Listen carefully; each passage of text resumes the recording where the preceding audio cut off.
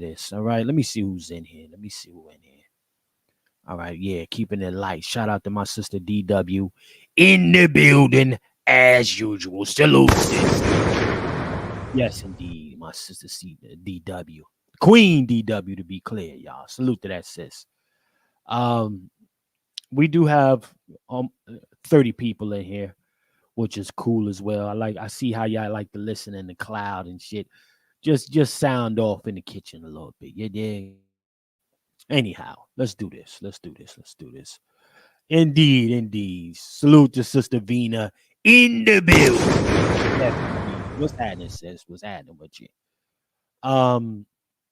Listen, I want to go through this thing here. Lil Rt. We got Lil Rt. I'm gonna pull it up right now, though.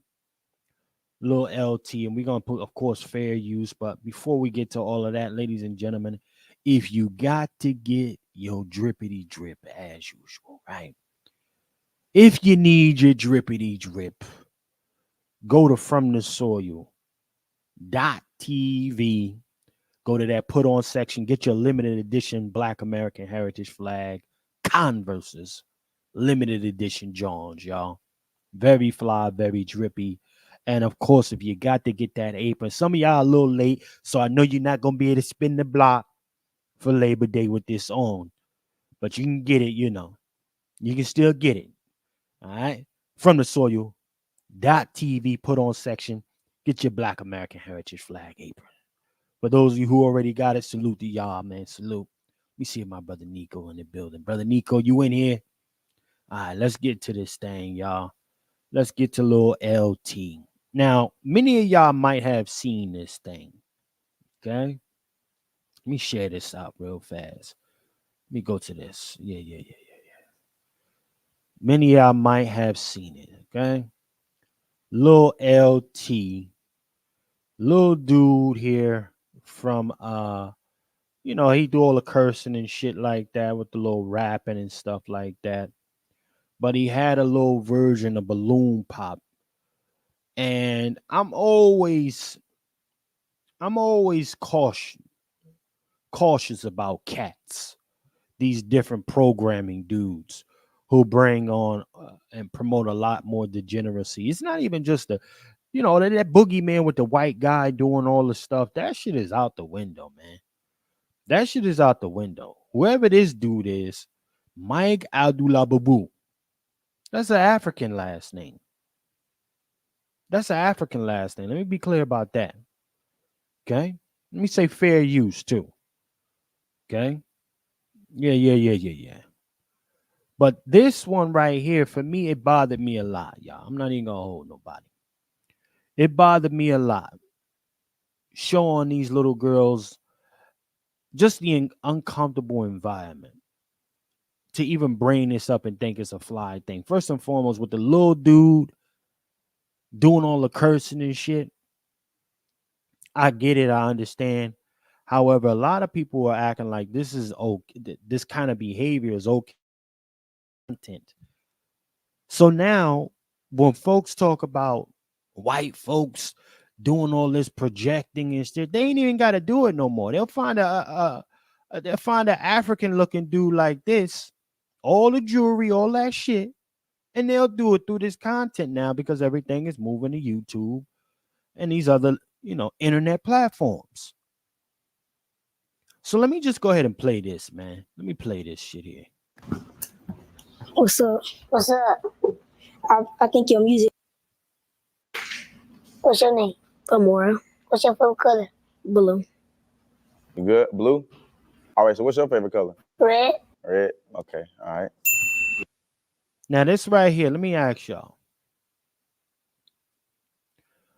How many of y'all think this is innocent? How many of y'all are looking at this like, oh, this is cute, right? I'm not the cat that thinks this is fly shit here. None of this is cool and acceptable to me. None of it. Right? It's innocent. You get to choose. Right? All right, next girl. Hey. All right. What's your name? What's your name? Brooke. I want to make it plain. Look at this one right here. This is the one that really stood out to me. This little girl that's coming up. All right. Next. Hey, what's your name? Strawberry. I'm a Little girl named Strawberry. Now, it's bad enough coming from our communities where folks for a long time always named their kids some kind of designer brand or a fucking vehicle, right? A Porsche, Maserati, nigga shit. No matter how serious I try to make this shit, it still circle back to nigga shit somehow. And this little girl, this is a little girl. The little dude RT, he's supposedly only 10 years old, right? This little chick, she all dripped out, got the glasses on. Y'all got to understand something. A lot of this stuff, when you bring these kids up, they got to have consent from the parents, right? Let me play a little bit of this exchange for y'all, just so you peep it. Start off though. I'm not here for you, but I just came to shout out my YouTube, Lil Strawberry 302. So, yeah. Appreciate it. I just came here to shout out my YouTube. I'm here to shout out my YouTube. I ain't even here for you like that. You understand? This is the shit that happens when we lose control of our communities. Right? This is the shit that happens when we aren't stepping in, being true Black American men and women.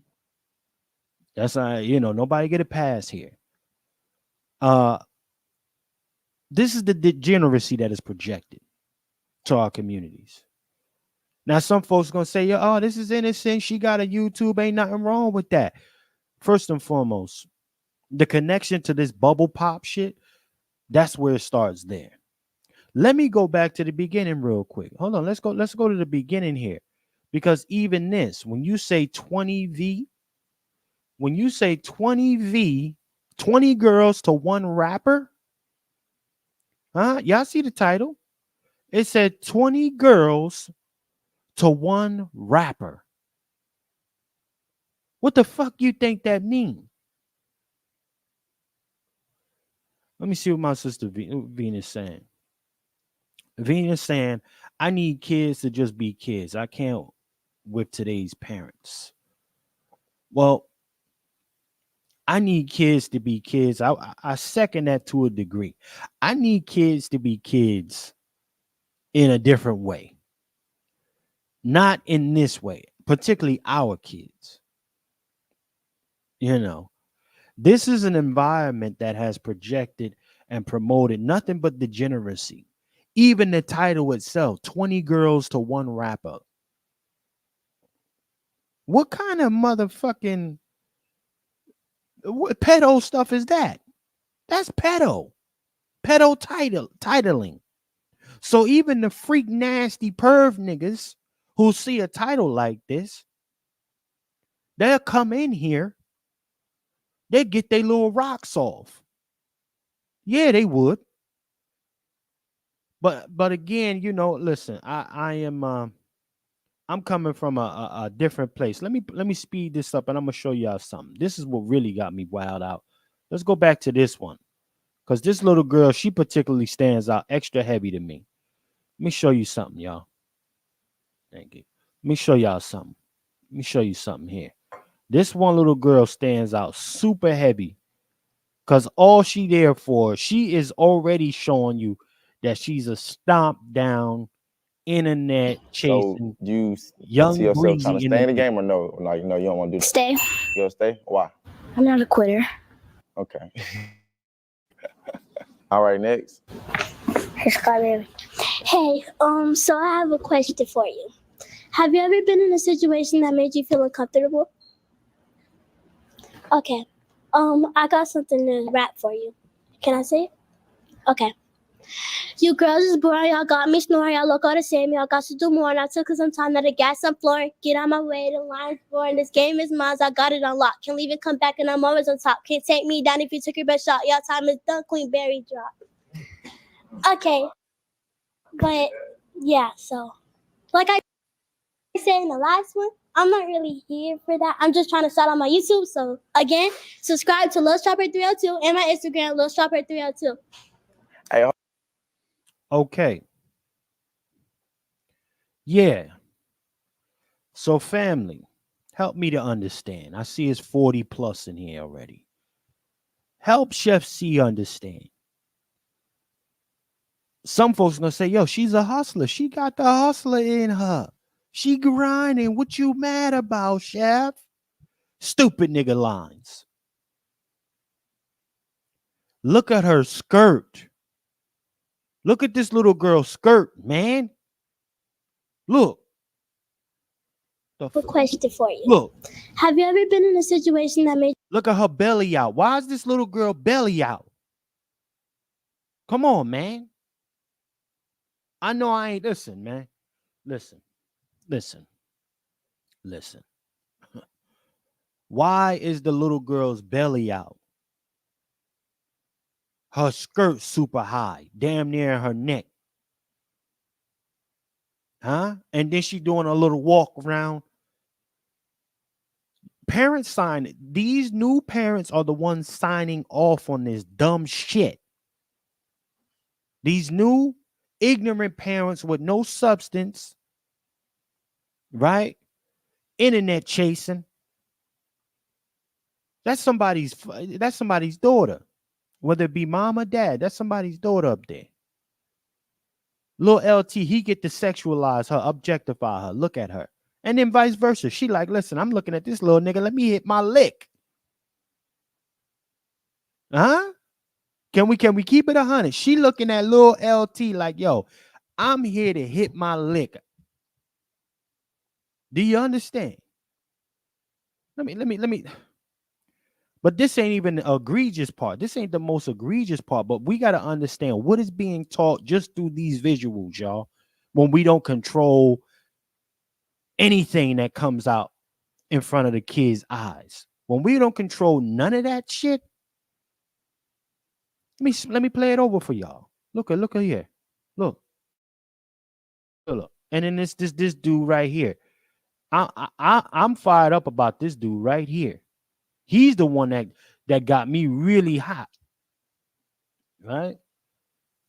Because some folks gonna look at this. Oh, you know, he fly. He got his beard and all this dumb shit with the jewels. And this is innocent. He putting these little kids on. Right? Y'all know the talking points. He putting them on, Chef. What you mad about? Why you hating? You sound like a broke nigga, Chef. Dumb shit like that. No. I sound like a nigga who wants his community to be intact. Not projected it in this line of degeneracy. Shout out 20 girls to one rapper. You parents to these kids, you are demons. You put your kids on this platform. Your daughters. Let me see something. Hold on. Let me see what the family's saying here. Sister Star. Salute to my sister Star in the building. God damn it. Salute to Star in the building. Let me see what Sister Star is saying. Good morning, Chef, and the family in the chat. It's bad enough this society over-sexualizes our children. Why the hell do we have to add to it? And that's my sentiment, Sister Star. Why do we have to add to? Let me see what Sister DW. Where the hell are the parents? Oh my God. That's my point. These kids don't get onto these platforms without the parent consent. Right? Let alone it being allowed to air. We got to keep that in mind, family. These parents are signing off on this. And the thing that we got to also think about and consider is you know, at the end of the day, I just know how a lot of these perv niggas think. And they probably getting their rocks off to this. That's the thing that really bothers me, keeping it a buck, knowing how degenerated this whole country is, this world has become. Seeing this is everything for these cats. And this dude that's sitting here is the one throwing the alley oop for them. He throwing the alley for them. You understand? Let me see what my sister Venus saying in here. Unfortunately, this isn't nothing new. It's been a thing since show business. And let's talk about that. It's been a thing since show business. How many of y'all heard about well, we heard Usher said his mom dropped him off to live with P. Diddy. Right? Justin, right? Aaliyah, right? All of these little kids getting handed off to these celebrities. It's nothing new here. This is what has always been going on. Niggas handing over their kids for backstage passes. Right? For a little $1,000 a month here and there because they don't want to go to work or they want to hit a lick off their kid. They prostituting their kids out. Right? This is definitely not nothing new. But now you got a cat like this entering the lower level of Hollywood degeneracy via YouTube.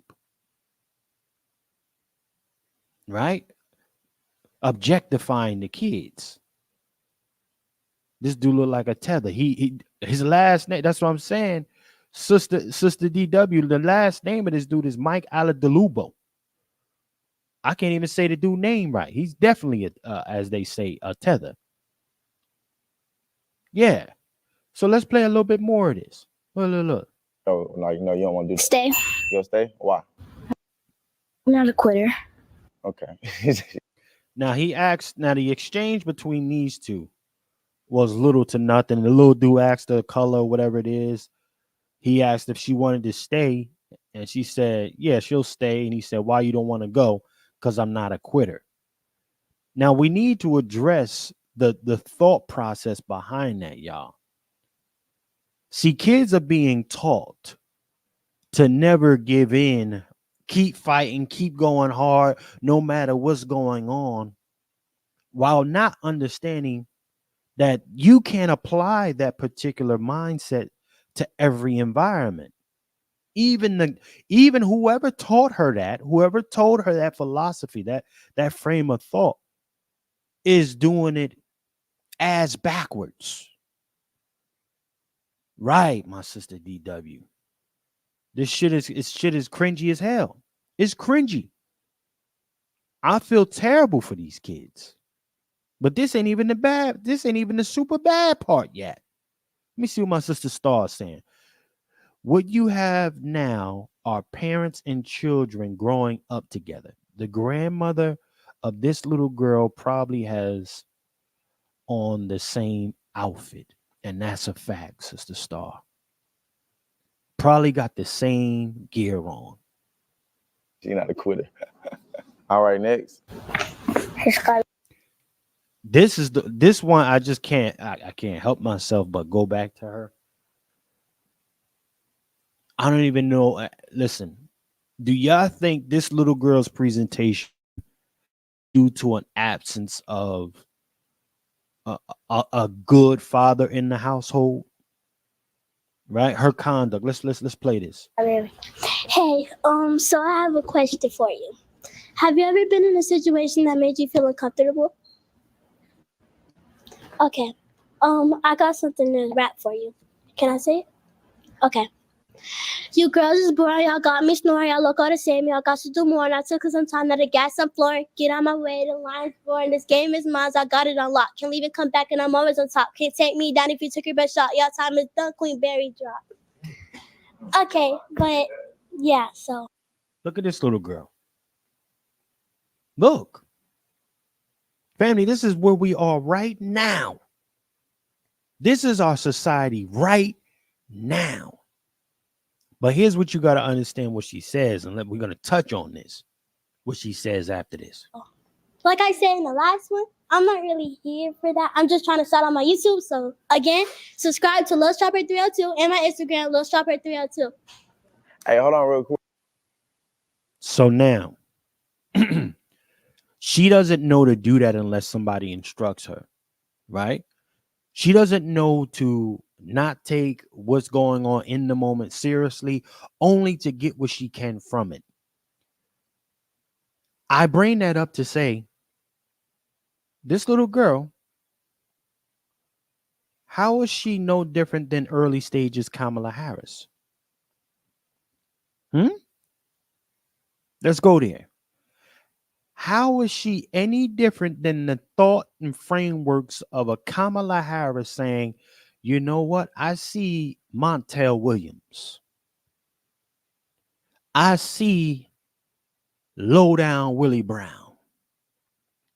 I know what I got. I'm cute. Whatever. I'm going to use these dudes to hit a lick. And when I'm done, I'm going to keep it moving. Because it really ain't that serious. Let's really put it into some perspective here, family. This is the issue I have. Because her mindset, somebody taught her to have that mindset. Instead of even preventing the little girl, not even letting the little girl go onto this show. They told her, no, when you go on there, you hit your lick. Get it, maximize it for your moment. Peace, peace, peace, Black Security Supplies. Salute to Brother Vader in the building, man. Salute, salute. Somebody told her to go on there and get a lick. This is where we are, family. Kids raising kids, no substance. Big mama, nowhere to be found. Big mama got a BBL nowadays. Right?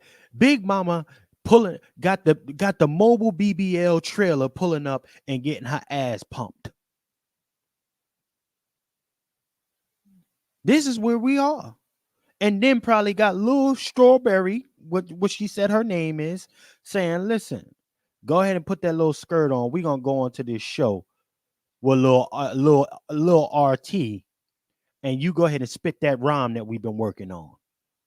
Make sure you and you tell them to go to the YouTube once you're done. Don't leave off of there without telling them to go to that YouTube channel. You understand? While I let this ass heal up a little bit from these injections. Yeah. This is the type of time. The world is on fire, y'all. The world is on fire.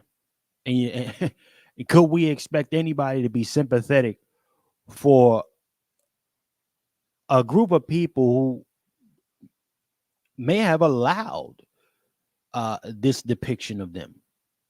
I would say we have allowed it, unfortunately. Because look, where the white girl at? Where the Hispanic at? Where the Asian girl at? Where any of these other groups? Let's keep on going, though. Let's keep on going. Wait, the line's born. This game is mine. I got it unlocked. Can leave and come back, and I'm always on top. Can't take me down if you took your best shot. Y'all time is done. Queen Berry drop. Okay, but yeah, so like I said in the last one, I'm not really here for that. I'm just trying to start on my YouTube. So again, subscribe to Lil Rt 302 and my Instagram, Lil Rt 302. Hey, hold on real quick. RT, rate her rapping skills real quick. 10 out of 10. 10 out of 10. Okay, that's valid. All right, next. This is where we are. Let me speed it up, though. Look at here. Look at here, y'all. Look at this shit. All right, come on. Look at the dance that the little girl start doing now. Not them. The one with the yellow band.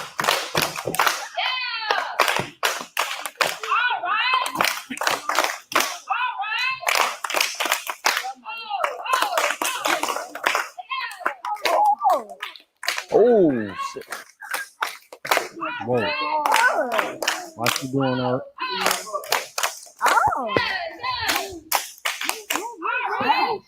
Now I bring this up to say, and a title saying 20 girls to one rapper. What you think a perv is going through a pervert's head when he sees something like this? Huh? That's a fact. That's a fact. Salute to the over 60 plus in the building. What do y'all think a perv pedo is thinking when he sees this type of shit? Or she sees this type of shit? These predators. Man, listen. But niggas is getting the grill fired up today. And niggas is making that macaroni salad right now so that shit can sit overnight. So it's nice for the mall. Getting them baked beans ready to go. Niggas is ready to celebrate. We ready to celebrate. The fuck, man. Let me read some of these comments, man. Sister Venus said, the whole thing is just highly inappropriate with the parents allowing their kids to be judged by interests. It's very disgusting. Absolutely. Let me see what my sister Star is saying. Unfortunately, this is a ratchet baby mom in the making. That's a fact. That's a diabolical fact. God damn.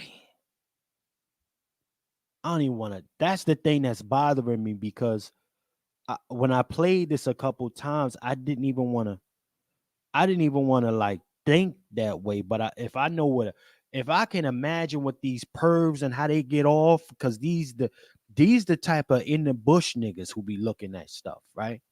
These are the niggas who hiding in bushes and shit.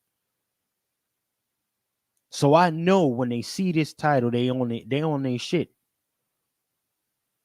But yeah, a lot of these little shorties, they're gonna be baby moms. A good amount of them shorties, they'll never be married. They'll be baby moms. They'll never be married. And they'll be pass arounds. That's the truth. Let me see what yours truly is saying in the building. This is disturbing on all levels. These are kids, and that is my issue. That's my motherfucking issue. Salute to my brother Nico in the building. See a few of y'all in here, over 60 plus in the building. This is the issue, family. This is the issue. And there's nobody really there. The mere fact, those parents that allowed this to go on, that tells you where they are. These got to be struggle parents. These got to come from single parents, right? Or these got to be the motherfuckers who aspire, who like fake gangsters, fake celebs, and they can be well off, but they want to be a part. So they charge their kids to the game just to get a lick in. I despise these folks. I absolutely despise them. Man, family, I just wanted to bring that to y'all. This platform, y'all need to go holler at that platform over there. I was in the dude comments going off. A few other people are pretty outraged. This thing got almost 2 million views, I believe. Almost 2 million views on this. Now you think it's just because it was kids? Nah. 20 girls versus one rapper. That is suggestive titling, y'all. That's strategic for a pervert. Right? Hold on real quick, y'all. Let me hold on. Salute the Kev for hitting the Cashapp. Salute the Kev. I see you in the building, Kev. Salute for hitting that Cashapp, man. I appreciate you. Drop the dick bomb. Appreciate you, Kev. We appreciate it. We appreciate you supporting the program. Definitely, family. Don't hesitate to support the program as well. $ FTS49. Don't hesitate to hit that Cash App. Did I just see Brother Juan J. Johnson come through? Yes, indeed. Yes, indeed. Brother Juan J. Johnson in the building, ladies and gentlemen. Salute to Brother Juan J. Johnson in the building.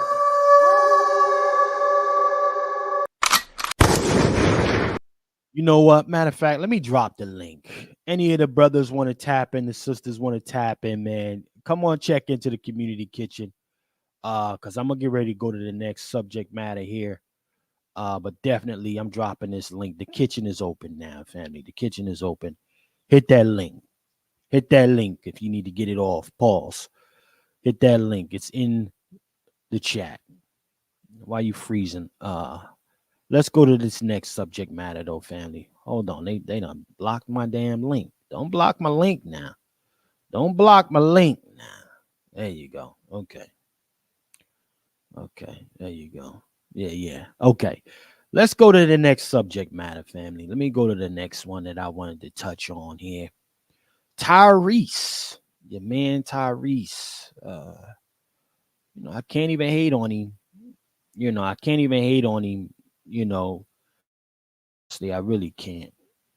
Tyrese, although having the wrong information as far as talking points, um, he is speaking on some shit. He spoke on some shit that makes sense. Matter of fact, before we do that, I'm not gonna go to Tyrese. Let me go to Fat Man Scoop. Let me go to my brother Scoop real quick. Let's go to brother Scoop. Yeah, I mean, yes, indeed. Salute, brother Vader. What's happening with you, man? Brother Vader base in the building, ladies and gentlemen. Salute to our brother Vader. Yes, peace, brother Vader. I see you in the building, man. Um, let's go to Tyree. Let's go to Fat Man Scoop, y'all. So, Fat Man Scoop passed away over the weekend, y'all. He passed away over the weekend. Um, I never heard no real goofy shit from Fat Man Scoop. Um, so I'm not really gonna go there like that with him. But I do want to bring this up. Let's go ahead and bring this up here. Boom. Let's do this. Boom. Let's bring Fat Man Scoop in the building.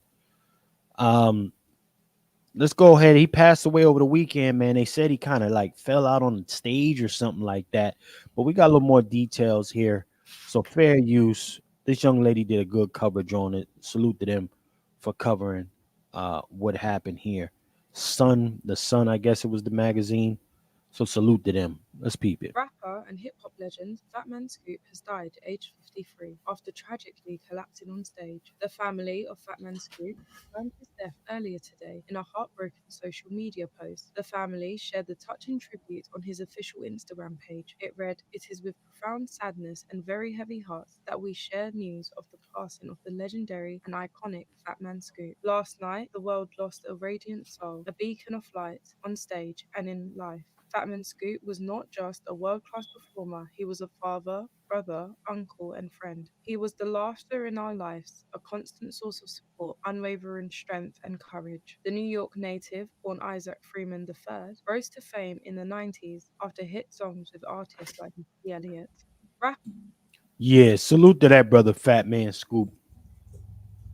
Salute to that brother. RP to him. That's a great question, brother Nico. Did he get the jab? Did he get the? Did he vax that thing up? That's a great question, y'all. Right? That's a great question. Did he vax that thing up, y'all? Okay, let me know. And is Fat Man Scoop a black American, y'all? Okay. But I want to say real quick salute to my brother Vader in the building. Salute to brother Vader, man. Um, before we go, we'll touch on Fat Man Scoop a little bit more. The last clip on the kids, man. I gotta hear from you. When you're looking at that clip from them kids, what goes through your mind being a stand up Black American father? You're a father, uh, creator as well, sir. What goes through your mind when you see that filthy clip? Can y'all hear me? Oh yeah. Yes, sir. We hear you, sir. Um man. So yeah, I have twins, twin girls, beautiful, beautiful girls. Right. And everywhere I go, people say, "Oh my God, your daughters are so beautiful. They should be in show business." Hell no. Hell no. I don't want my kids on no screen in this day and age. I don't want them associated with Hollywood. That's for sure. And I'm not trying to expose them to all the dangers that are out there. Um, I always said, no, no, this one right here is an astrophysicist, and this one right here is a nuclear physicist. Right. Now they didn't go in that direction. They went in different directions, but still they use their minds. They don't use their looks. And you know, just to see that video, and why aren't there videos explaining to kids, how to properly walk down the street with your date? Who walks on the outside? What, who gets the door? Who pulls out the chair? Things like that. Smart. Well, why are we even looking at this kind of shit? That's all I got to say as a father. I appreciate you touching on that, Brother Vader. That's the man. Pardon me, family. Those videos, Brother Vader, will never go viral. That's the unfortunate truth about it. Real quick, and I'm going to get back to my Brother Vader. Salute to my sister Star for hitting the cash. Down the alarm.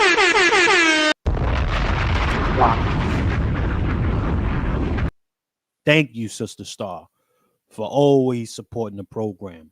Really appreciate you and others who always support us over here by hitting the Cash App. Listen, this is what I need you to do too, Sister Star. Sister Star, Brother Nico, Sister DW,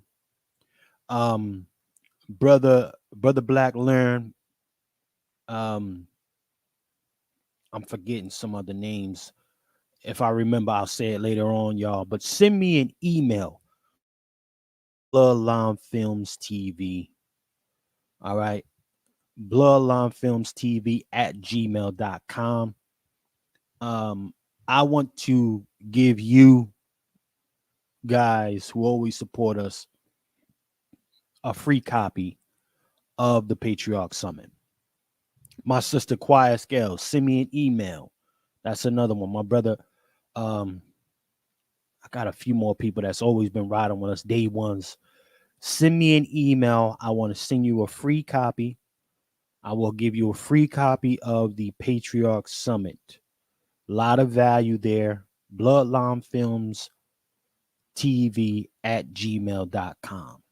Okay. But yeah, just a token of our appreciation for always riding with us.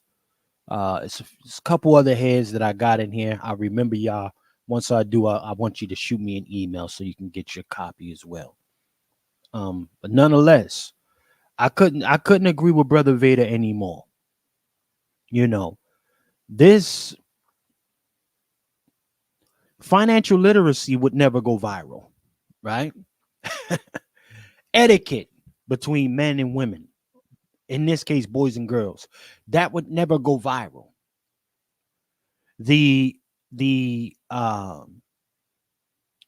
language, the titling, the suggestive titling, that goes viral. And just so happens that the little boy is a polarizing little boy who uses curse words and all, and slapping, grown women's asses and shit. Yeah, that's gonna go viral. And this is what these folks, these media degenerates, they know that. They pull their money together to get these folks on. Okay. So this is where I have the issue here. A shout out to Brother Fatman Scoop. Okay. That brother, again, a top-notch brother. Always, I never heard him say no goofy shit. Never heard him say nothing wild about Black Americans. Unless, if y'all heard it, let me know. But this man, and I don't even know what his lineage is. I don't know if he's a Black American. But right now, I know that I used to listen to the nigga music. I still do when I'm working out. So salute to that man. That's it for me. I know nigga, oh, you know, chef, here you go. You might be on. Fuck you. I'm not getting into that. Salute to the over 70 plus in here as well. Can I can I just squeeze this one in, Go chef? ahead. Pause. Pause. You know, especially after yesterday's fuck shit, and I don't need to specify, but we see that there are people of our lineage that ain't shit. So, you know, whether or not Fat Man Scoop is of the lineage or not, like you said, he's stand up, and that's all we gotta say. Well, I definitely, brother Vader, you being a California guy, stomping with I had the pleasure of stomping with you, doing some groundwork out there on behalf of Black America. Um, I definitely want to hear from you regarding that fuckery that took place yesterday. That debauchery, for lack of better words. Salute to my brother Juan J. Johnson checking in to the kitchen, ladies and gentlemen. Salute to brother Juan J.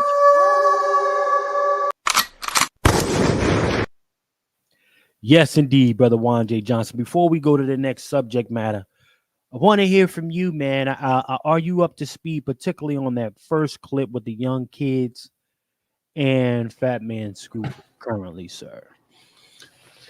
Can you hear me? Loud and clear, brother Juan J. Johnson. Top of the afternoon to you, sir. Top of the hour to you. I am up to speed. I'm not familiar with the Fat Man at all, but Okay. rest in peace. Okay. But with that other video, it just it's a reminder that what we're doing is God's work, and protecting our children. Even the scripture says, if you mess with one of the little ones, it's like you did unto him himself. So, Right, that part. so again, I've said it before, and I'll keep saying it. When you don't control the media, you don't control the narrative, and these folks see us as entertainment. I would never go to their countries and speak on their issues, but they feel free to come here and speak and even use our children as pawns in a very deadly game. Right. Very deadly game. I'm so much against what I saw what his brother do. And he's sitting there, I think he's sponsored, man. I think he's sponsored. You know, they will pay, the governments will pay money to those who will come here to exploit us, exploit our people. Again, another one who walks around with impunity need to be dealt with. And that's a Juan J. John fact. And that's, I mean, honestly, there's gotta be some accountability, some real accountability.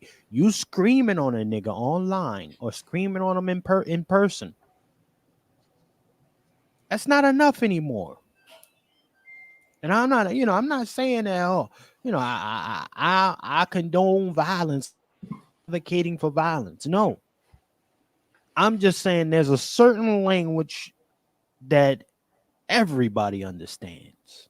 Shit, even listen, even the animal kingdom knows. Listen, you come into my territory, it's up. Well, Chef, I'm just the opposite. I condone violence in the defense of the innocent. I'll say this again. I condone violence in the defense of the innocent. If we're not willing to put folks in check, put them down in protecting the innocent, then what good are we? Because at the end of the day, watch this. The real proof of love, I'm talking about the real proof of love, is your willingness to protect. And you protect the things you love. Right. That's why I question our elders, because they didn't protect. And now we, Generation X and the millennials, got to undo the damn damage they didn't do, was protect us. One so bad that because all one big Negro projecting our Black exceptionalism on everybody else. but never protecting the culture. The proof of love and the essence of love is you're willing to protect the thing you love, man. And I question Black American love, especially the elders and the preachers and the politicians. I question them. I really question the politicians and preachers because they're the main ones who just sell us downstream, just sell us. You know, brother Juan, shout out to you.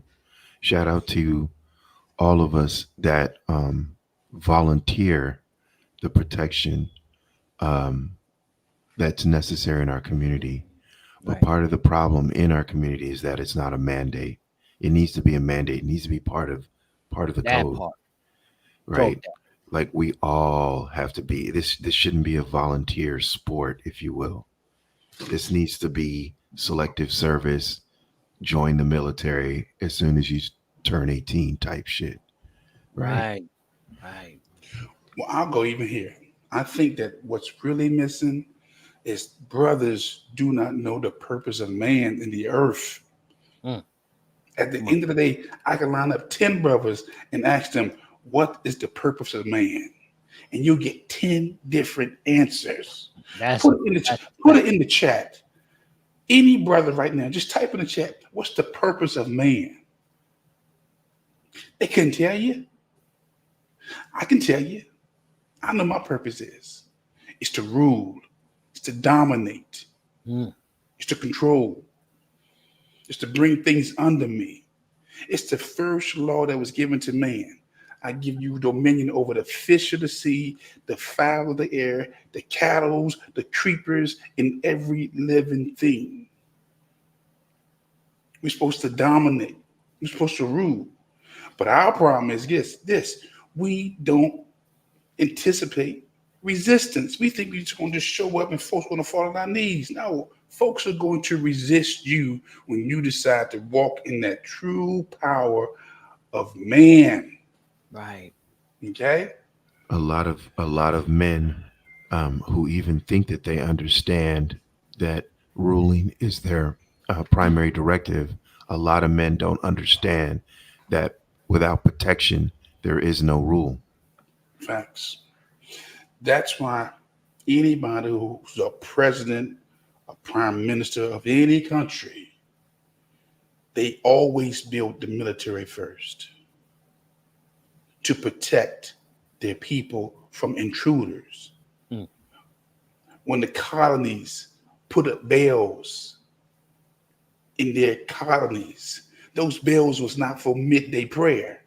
Those bells was to warn against intruders or enemies. Okay? You don't have no America without fighters. Right. You know? And you fight because you protect the thing that you love. That's why I question the love of our people. I'm talking about at the cellular level. Forget the exterior.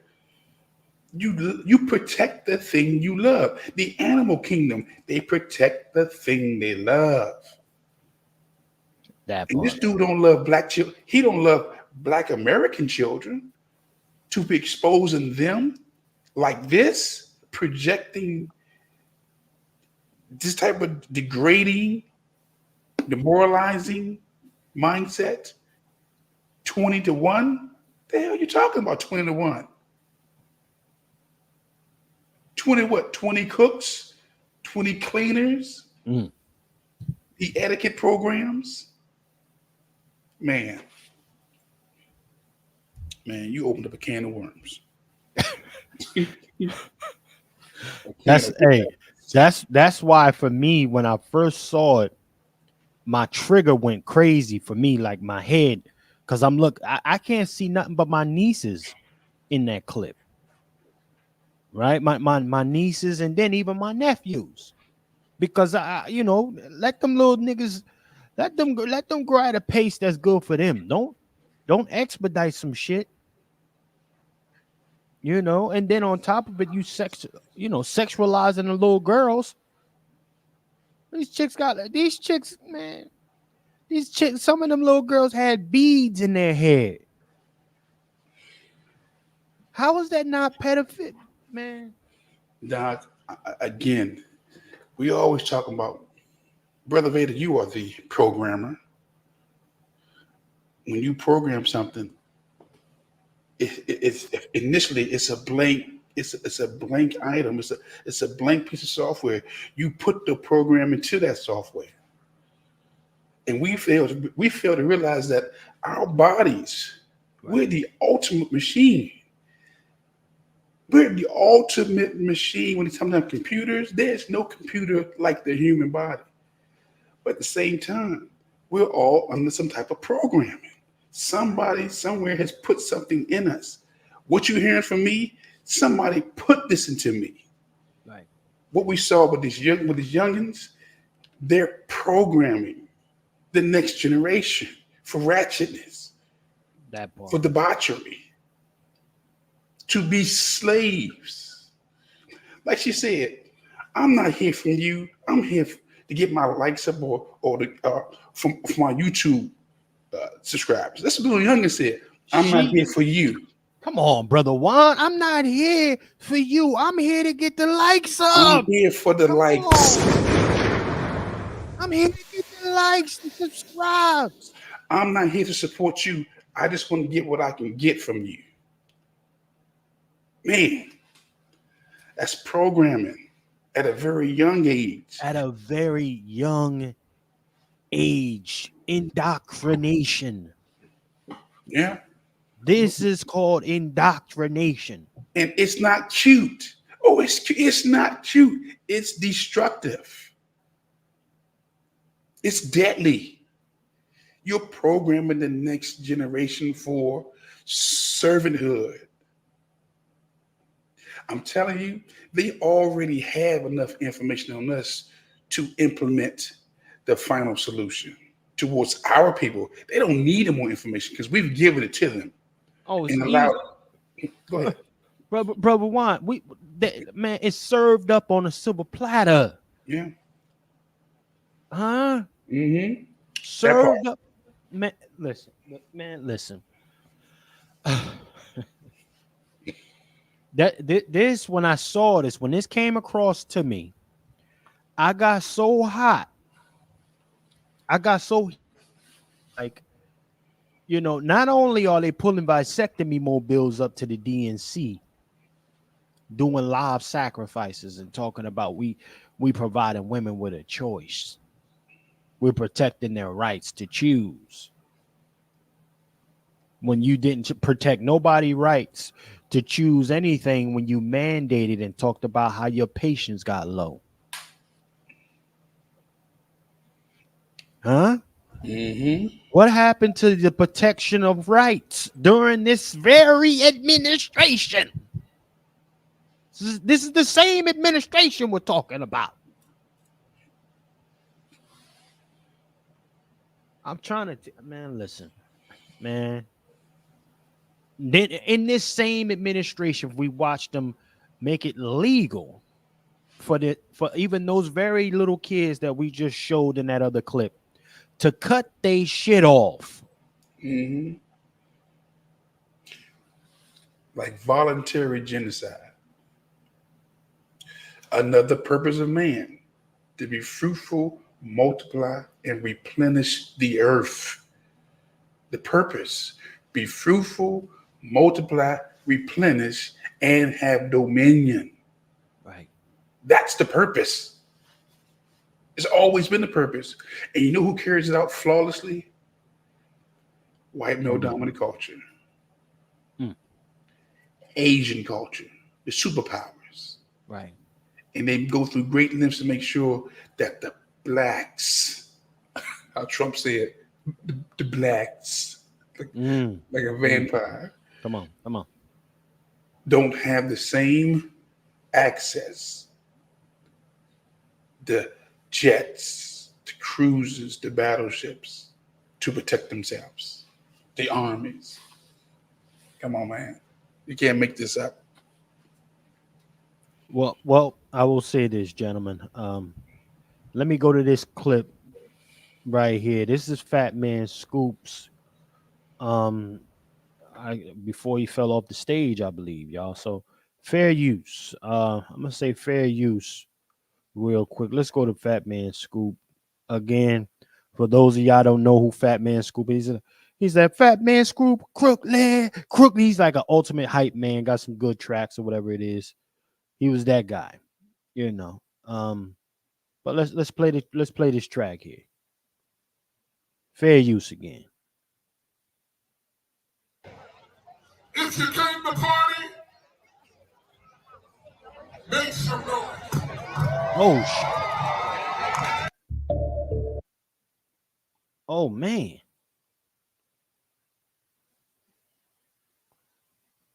I just got this clip. Salute to the one of the cooks sending me this clip. Salute to the cook sending me the clip, man. I just got this. I didn't even know how the whole thing went down. Let's play it again. Fair use. Let me put the fair use thing up real quick. Fair use. Salute to the over 80 plus in the building. If you came to party, make some noise. God.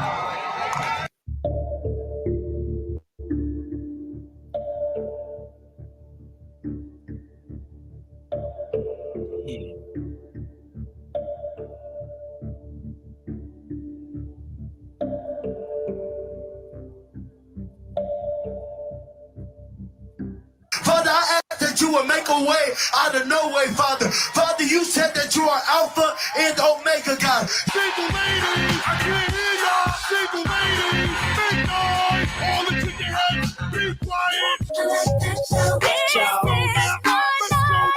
Here we go now.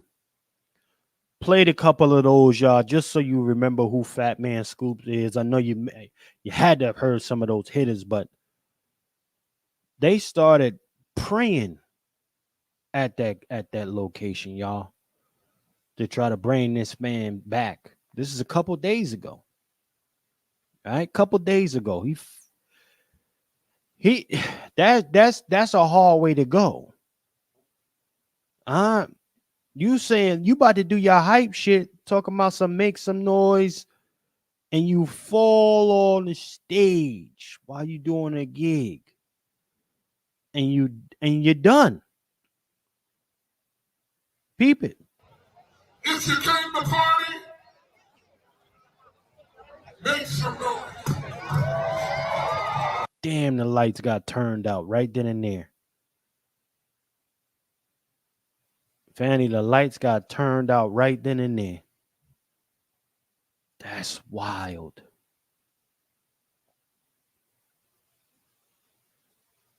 That is wild. I don't even want to play that no more. We got what we need from there. But man, R.I.P. to brother Fat Man Scoop. R.I.P. to this brother, man. R.I.P. to him. Some would say in this occasion, he went out doing what he loves. Right? So RIP to that brother, man. We're gonna take a quick commercial break and then we get into Tyrese. Damn, that's hard. That's a hard way to go.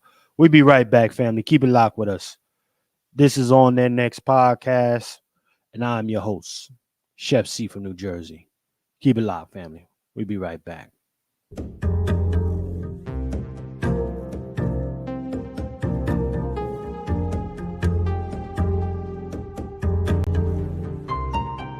Purposely and maliciously do anything.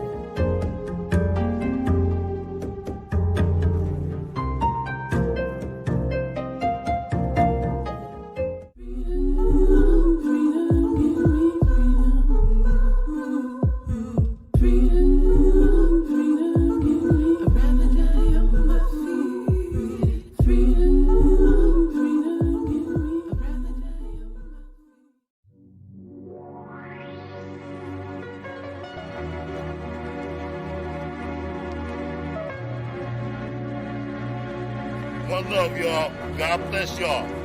Black Americans all over the country, baby. They say don't wait. When that shit get crazy, leave, give up that date. But if I had to cease my love, 1,000 seas I drown to stay. Cause when it gets hard, it's never even close to what I've suffered. Till you came into my life and brought some peace, removed the clutter, reconstructed trust, my heart you clutched, focused, and you aim, pull the trigger on a life with you that nobody could grace. I could see with you in darkness, making moves and power plays, in the shadows of the sunlight, ultraviolet, super rays. See, I can look at other people's creations, but I can also see the reflection of my people when I see these creations.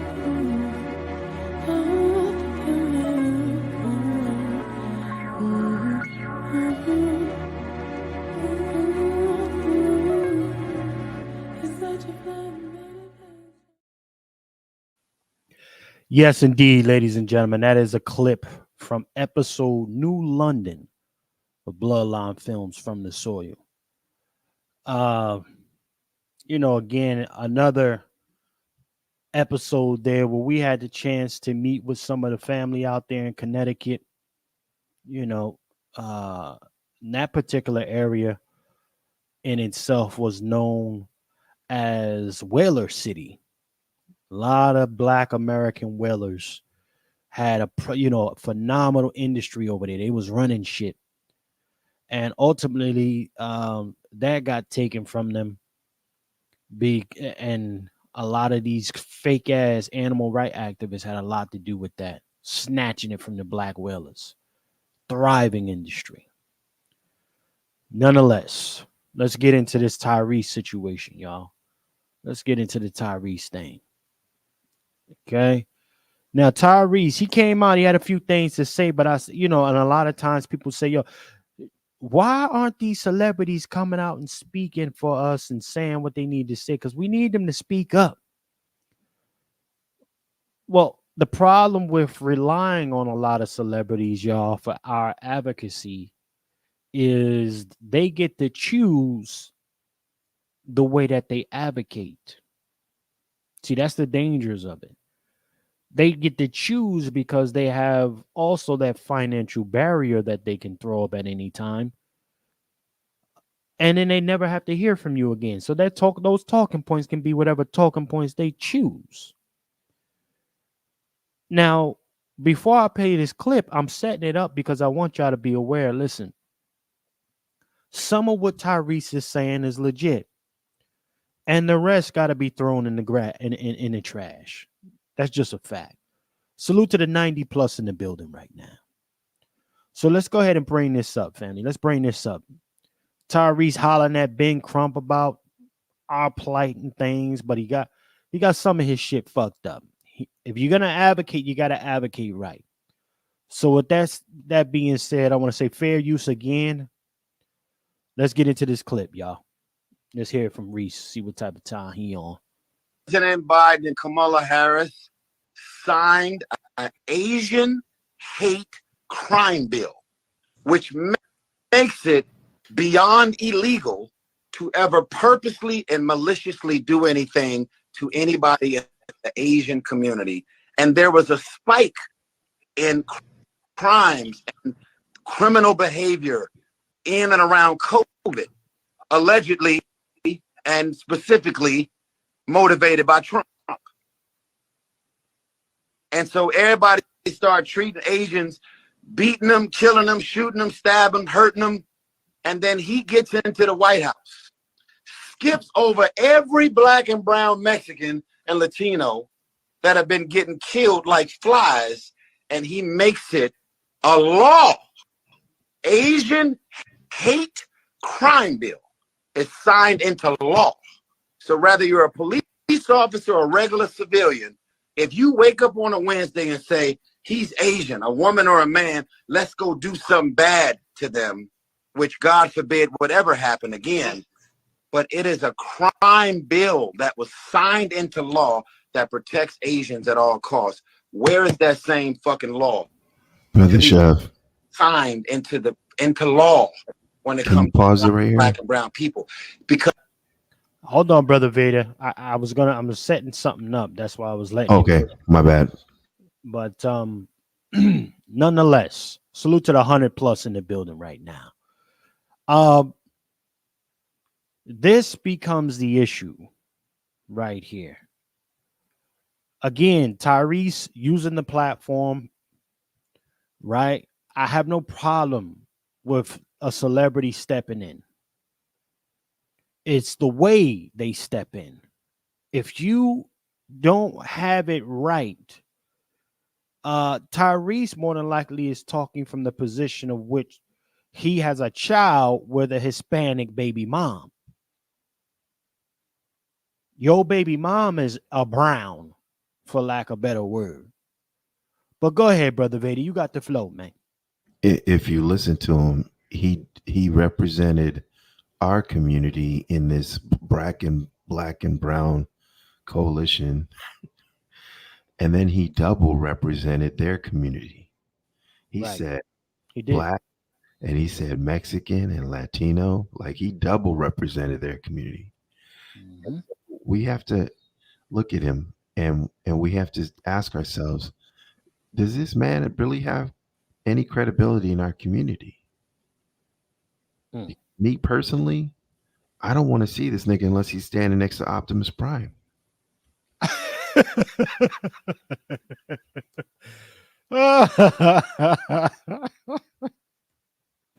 Yeah. Hey, man, listen. For the most part, I ain't even gonna hold you. He's becoming more known for crying than he was known for being Baby Boy or even the Optimus Prime shit from even on Transformers. He's becoming that guy, the cry guy. That's what I'm saying, is that he does not he does not suffer in the way normal people do, right? He views it from the periphery, and he takes his best estimation at what he's supposed to say in front of a camera, and he's just not a good writer. He's good, he's halfway decent actor, but he can't write. So Right. why is he talking? Right. Brother Juan J. Johnson, what say you, man? And I agree, Brother Vader. He's I mean he's you know what, he's okay as a singer. He got some hits. I can't take away from that. The nigga got some hits. All right. I won't take that away either. I gotta be honest about that. But on the flip side, you gotta know where you need to shut the fuck up at. That's my thing. Certain shit Chef C don't speak on. Cause I don't fucking know. Like basketball and different things like that. That shit don't resonate with me. So I shut the fuck up. I know a couple niggas can shoot some threes, a couple niggas can dunk on some folks, and that's it. So I don't even watch basketball. But everybody this age where we are, where everybody's entitled to an opinion. God, wrong and all. You gotta allow them to have that First Amendment right, Brother Juan J. Johnson. Let's go to Brother Juan on that one. Yeah, freedom of speech is not free. Come on. Freedom of speech is not free. Come on. Freedom of speech comes for price. And I'll say in reference to the Tyrese piece, a broken clock is right twice out the day. Okay, come on. It is. They're going to let him speak because, again, you keep seeing a lot of effeminate black males. They look it, they act it, they talk it, and they cry. When I first saw the interview, I'm looking at him. He got the legs crossed. He's wearing some type of long gown. I'm going to say a gown. Okay. That's not. It was a gown. It was a gown. It was a gown. Okay. Now, in our community, we don't come from gowns. That may be more so Islamic, Arab. They do that. Okay.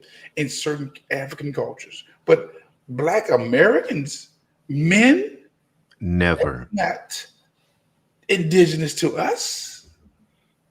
Nope. And then he's talking. My God. Look. We killed bears and buffalo and took their skins and made pants. Right. I think with Tyrese, again, you got to know in military terms, those that are collateral damage. That when you send them out, you don't expect them to come back. And he, like many of your comedians who was, see, because they've been out there for so long undermining us, you can't reel them in. They got to just walk that lonely road like a person on death row. It's his walk. Let them walk it until they expire. Especially if we're not going to do the expiring. Right.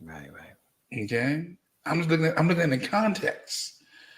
Because again, he's been out there for about a month now, about 2 months straight. Dealing with the divorce, the increase with the money, crying. He stays crying. And he's been doing this dress wearing, gown wearing shit. It's been increasing frequency over the last year. We got to keep that a buck as well. I don't feel comfortable putting on a dress.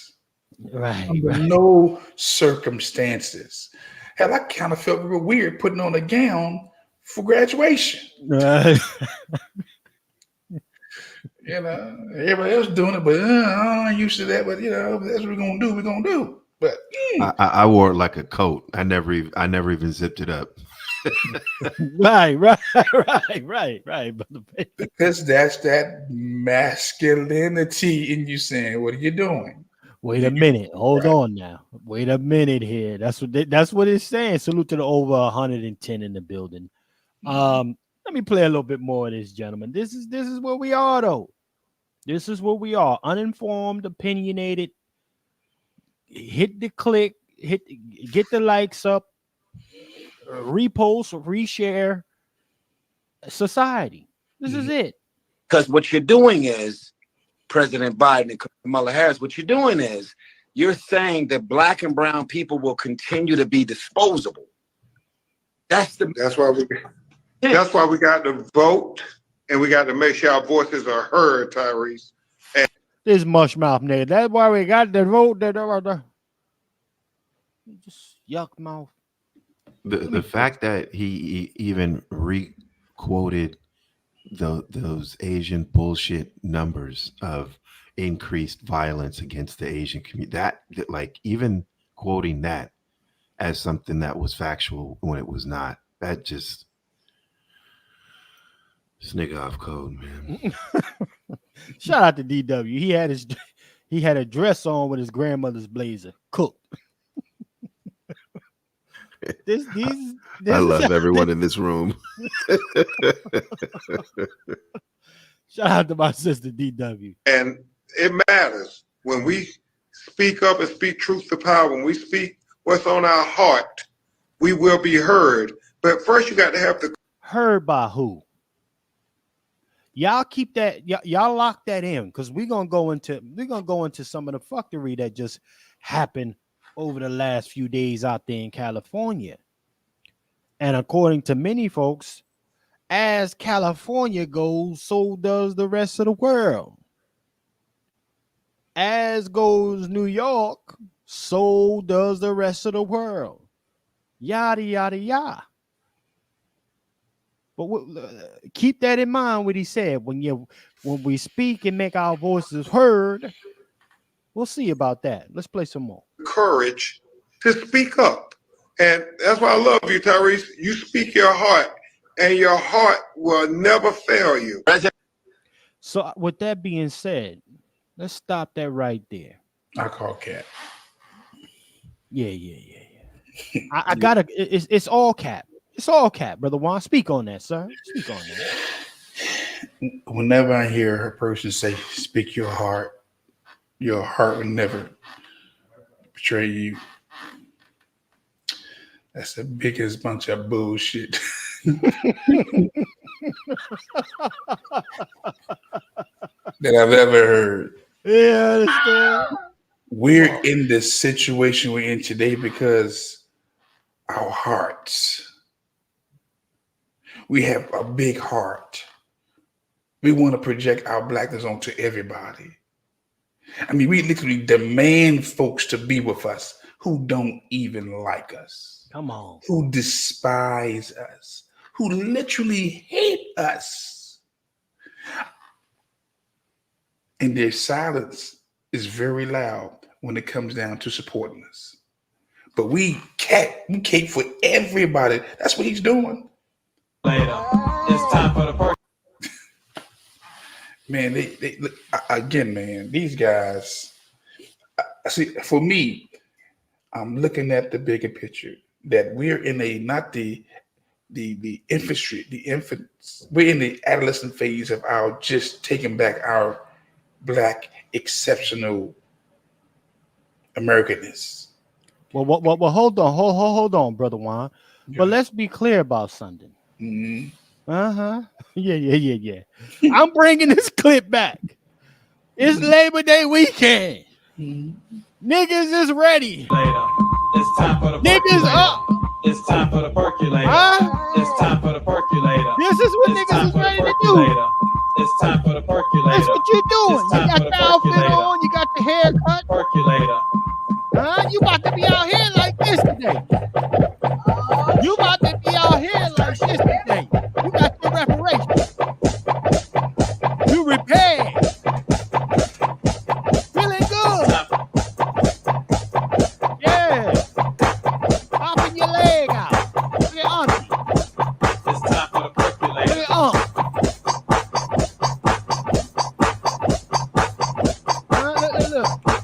Look. This what y'all on this weekend. Especially tomorrow. We up. We got the flag.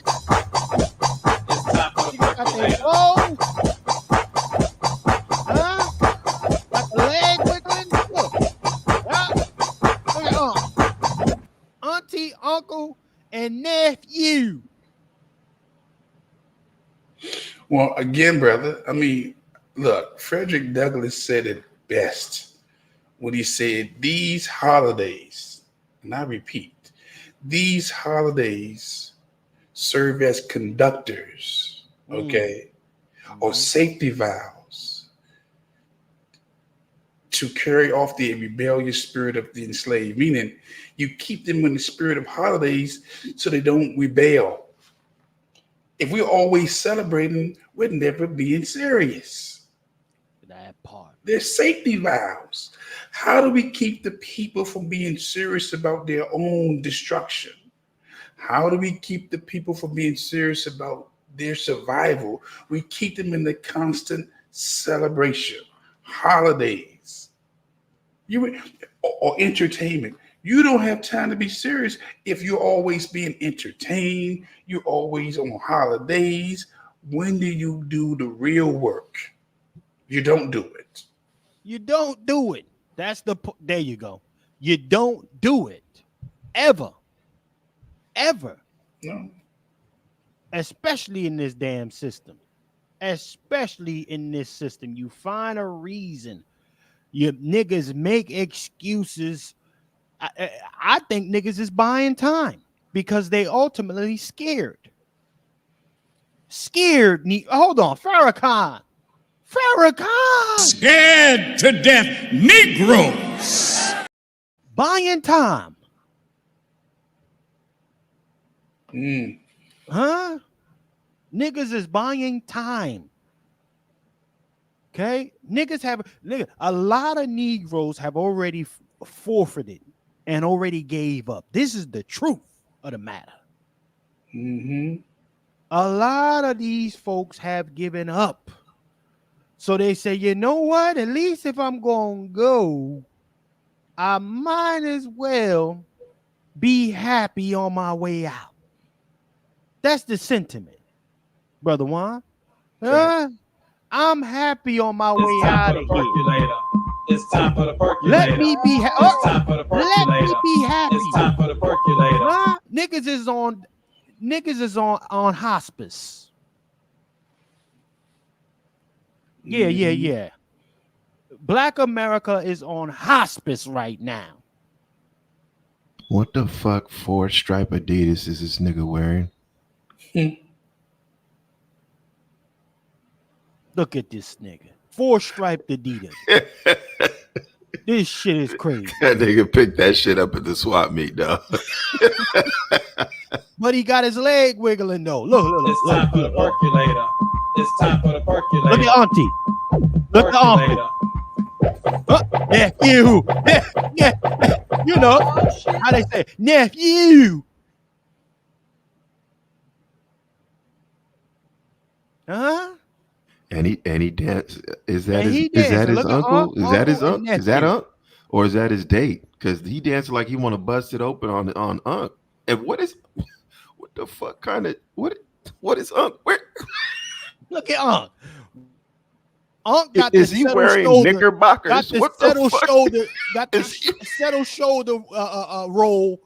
Nephew with his legs bussied out, and Auntie about to throw her lower back out. Look at Unc. Is Unc wearing knickers, nigga? What the fuck? Auntie about to throw her lower back out, holding on to them hard knees. Them knees. She been working. Doc, I just posted in the chat the 1852 4th of July Frederick Douglass speech about these holidays, the preachers. Matter of fact, do me a favor. Put that in the private chat. I can bring it up. Okay. I can't bring it up in the family chat. I can pull it up in the private chat. Okay, I posted a hit link. I hit that link. Okay. Yeah, but listen, I know y'all got your. How many of y'all prepping that baked macaroni cheese right now? I know niggas is marinating them ribs if they didn't marinate them already. DW said she want Unc outfit. Stop it, DWH. DWH shit. Shout out to my nigga DW, man. But yeah, niggas got the ribs ready to go for tomorrow or the day. You know, who got the fish fry going? Who in charge of getting the fish this year? Nugget it down. Is y'all do it? Man, this shit is terrible, bro. All jokes aside, this shit is disgusting, honestly. Yeah. Brother Vader, listen. They said you gotta find a reason to smile to keep from crying. Is this what you see in this image, a depiction of that? Well, the thing is that what Brother Juan has been saying, that Brother Frederick Douglass has been saying, is exactly that, right? As long as they keep us from crying, right, then we're happy in our situation, right? So all of it ties together, all of it flows, right? It's just different ways of describing what we see in the universe out here, right? Right. Well, I mean, again, you know, see one thing Inside of New York City, there's over one thing black folks know how to do is make shit look good. And I will say on the flip side,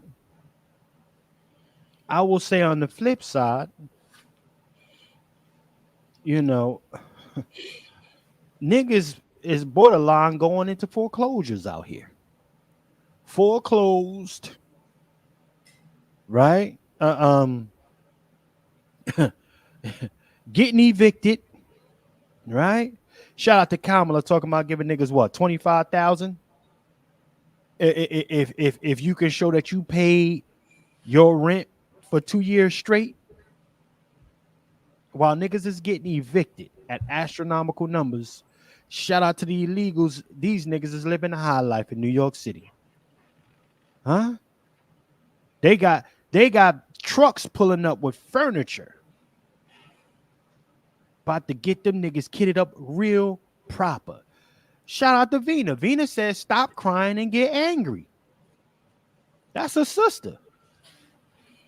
That's a sister talking like that. What does the anger look like? I'm gonna leave that up to y'all. Don't incriminate yourself. We're still on their platforms. Right? What does actionable anger look like?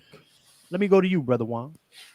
Anger looks like becoming the thing you want to see. Come on. When I became a farm instructor, I got angry. Come on. Be very clear. When I became a farm instructor, I got angry. Well, I get angry because I kept warning people for years to become responsible gun owners or gun users. As a former police officer of almost 3 decades, I saw that the neighborhoods were not protected. Right. Okay. Keep it 100. So the Spirit of God in me told me, become the thing you want to see.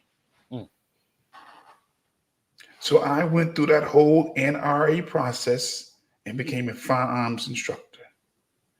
And I went from telling people what to do to teaching them how to do it. Come on. But you got to get angry.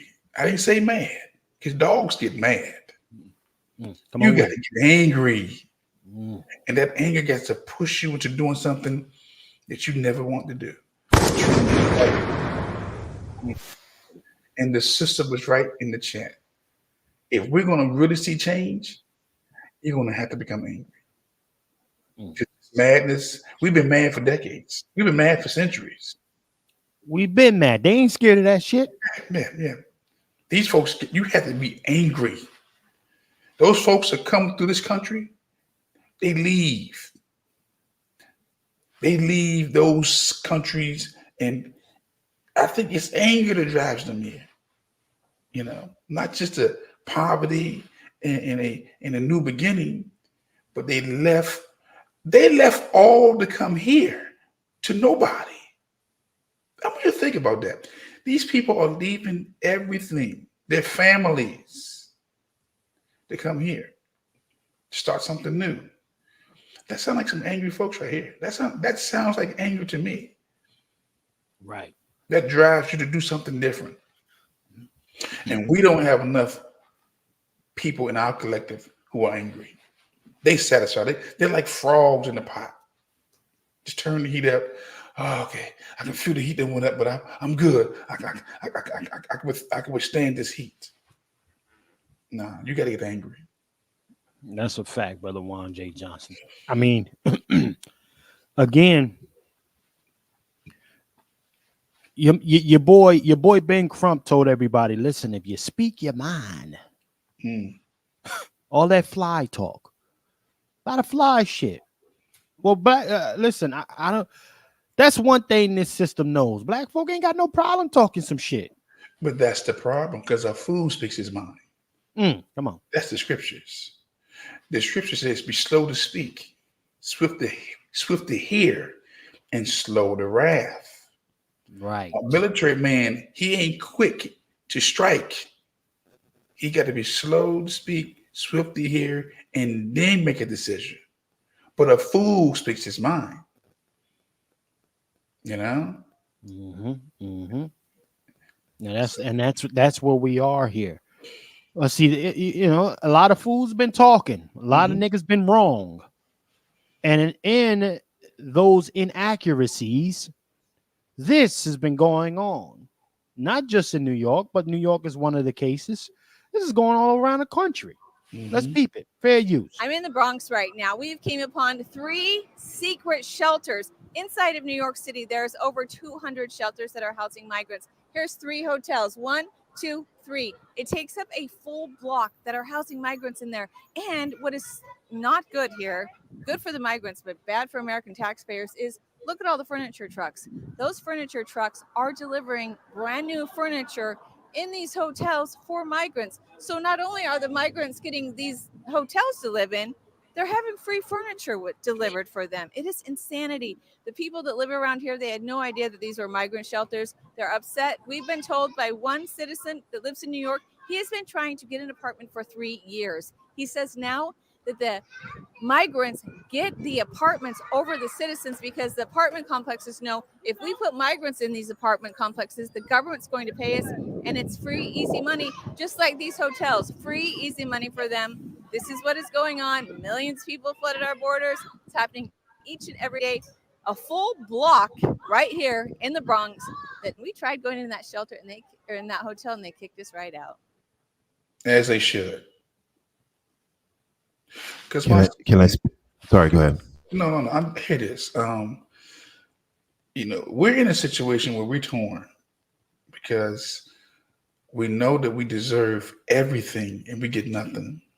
Nothing. Come on, come with. But at the same time, the nation knows how to project what we should be doing and demand our loyalty, but still give us nothing.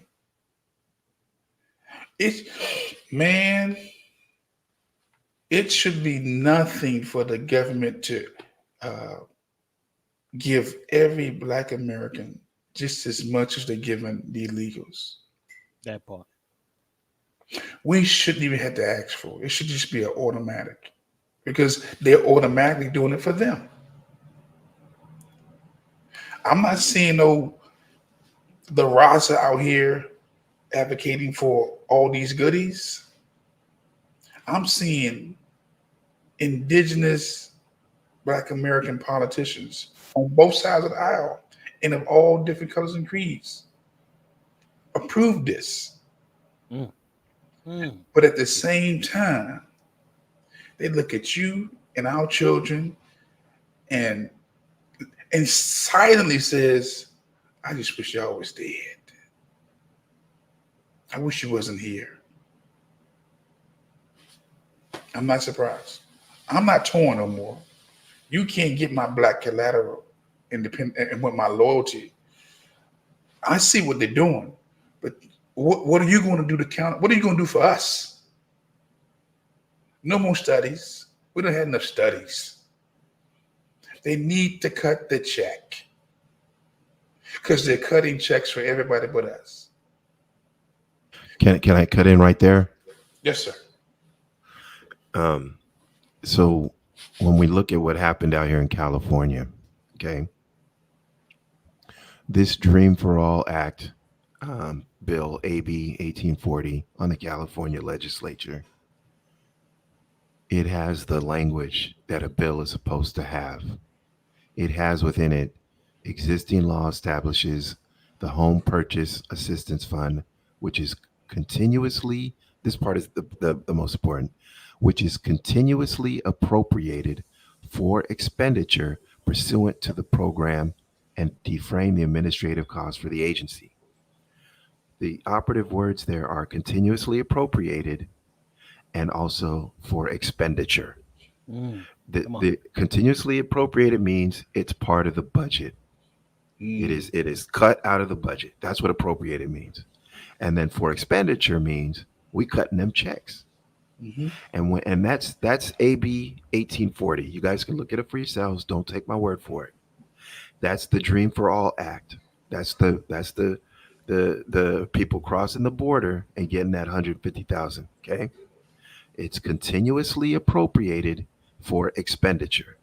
When you look at SB 1331, and that's the reparations bill, they cut that shit out. And here's the kicker here. Okay, they didn't cut that shit out yesterday. They cut it out on May 16th. And Senator Bradford, who everyone's trying to prop up as the hero trying to save our reparations, he knew this. He cut it out on May 16th and said nothing to the community. So all the appropriations was and expenditure was cut out of the bill. Okay. And then they tried to say, well, it's, we can do all right there, Chef. Go ahead and scroll to the bottom. Let me know where I need to stop, player. All the way. Okay. Actually, scroll back up. Scroll back up. And or actually, hit the back button, and then I'll tell you which link to go to.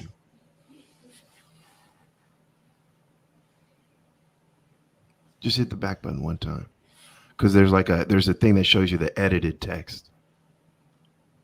So just go to all right, right there where it says bill number. Just type 1331 and hit enter on the left. 331. Yeah, 1331, and then hit enter. Yep. And then now click. All right, right there in the middle. Right, no, not there. Where it says text in the middle, right there. Yep. All right. Now scroll down all the way to the bottom.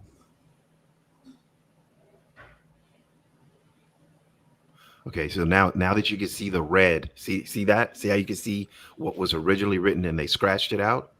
This is what's very important. See, right there is where you see they cut out the appropriation and the expenditure. They cut out the budget and they cut the check part. Okay? They cut that out. Okay?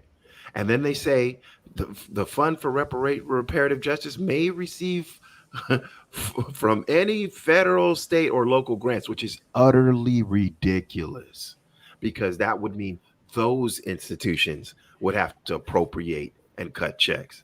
So that means that the federal government, if they were going to grant money to fund this, they would have to appropriate it, which means a senator from Nevada would have to vote that his constituents would pay their taxes, and that those taxes would go to California reparations.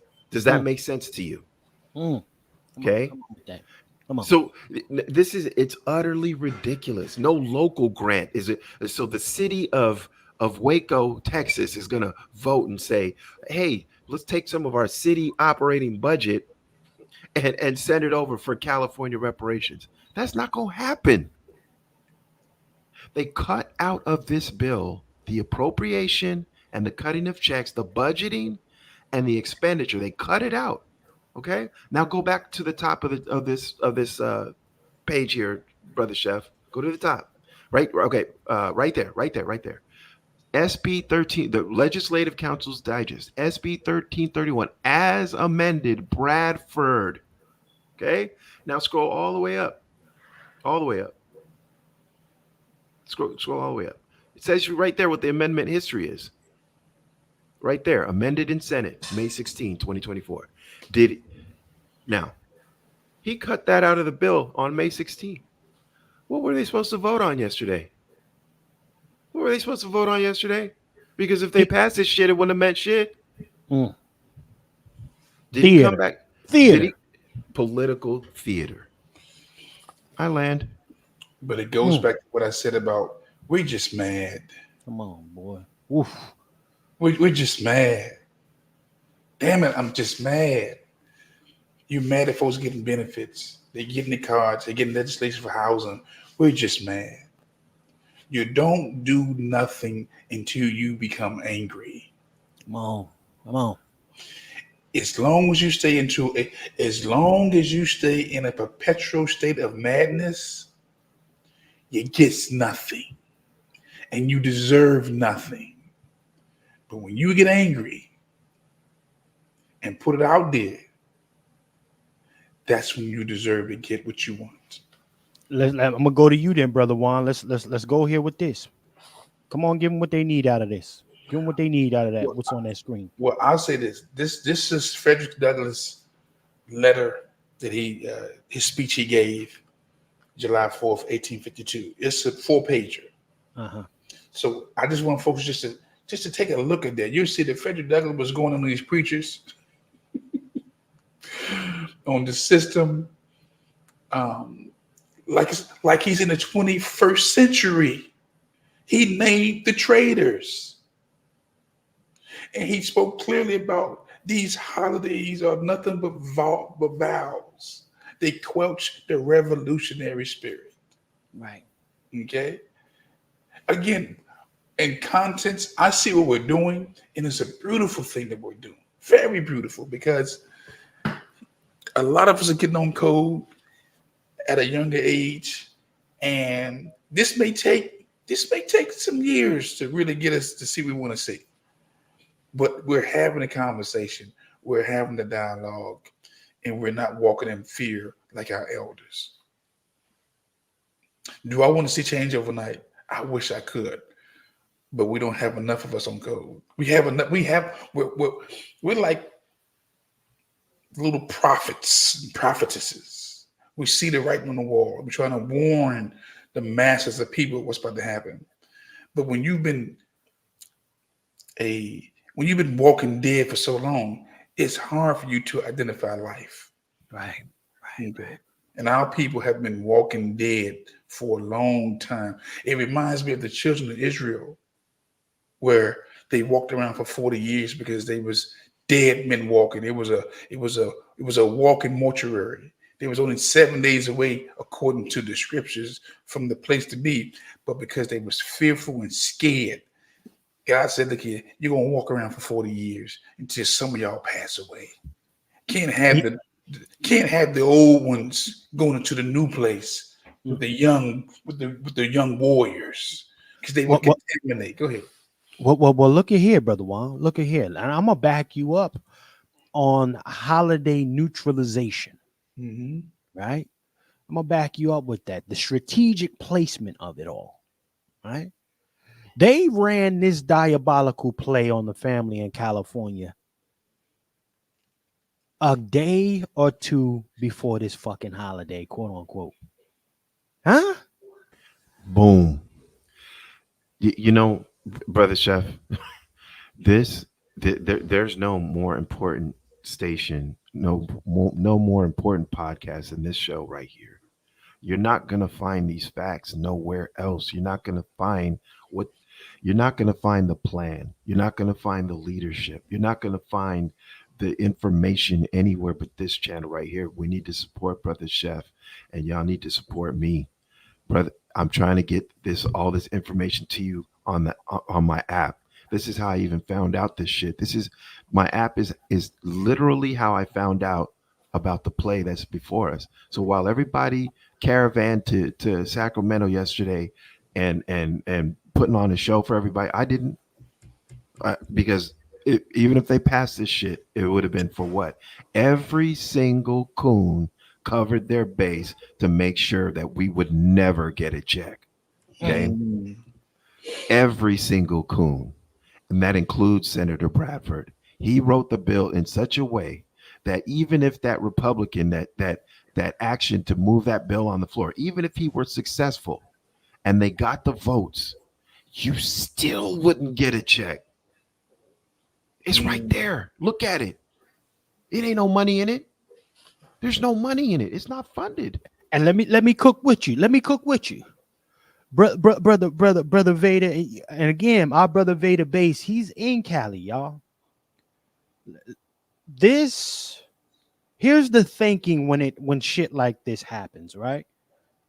Let's punch these niggas in the mouth and send them on a holiday. And what automatically happens to them psychologically says, listen, why don't you just go into the holiday, blow it off, right? And calm down. That in itself is diabolical, y'all. They said, listen, set it up, hit these niggas, let them know that we still ain't doing nothing for you. But tell them, listen, you got reasons to celebrate. You got an opportunity to blow some steam off. It's Labor Day weekend. And guess what the folks then do with the rest of their family? Well, it's the holiday.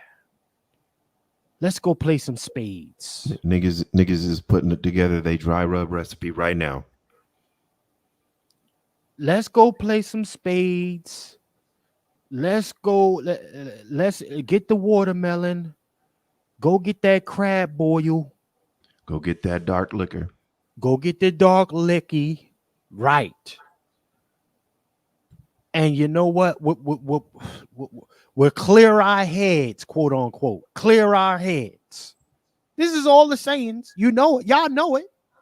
This is all the sayings right now. Niggas is pissed off eating catfish right now. And then they come back out of this thing and they got no more fight. Strategic neutralization of a people. Brother Nico got the shopping list. The only thing that we need to be buying right there. We need to buy them. We need to buy them sunglasses from the movie They Live. That's what we need. Come on, brother Nico. Salute the brother Nico. You can spot the coons. You can just spot the. You see them. You see their skulls right through. You could just bust their skull right open. Let me see what Sister Venus say. She said that they only feed their pockets, could give a damn about their people. And then she said, they're not even that mad. And that's no, it's a holiday weekend. That's what it's chilling at the holiday. You know, niggas got I showed you what niggas is doing. It's time for the percolate. I showed niggas what it was. Time for the percolator. Time for the percolator. You know, do the WAP. Casper slide. Yeah, follow me. Yeah. Bust it open for massa. Niggas is doing that right now.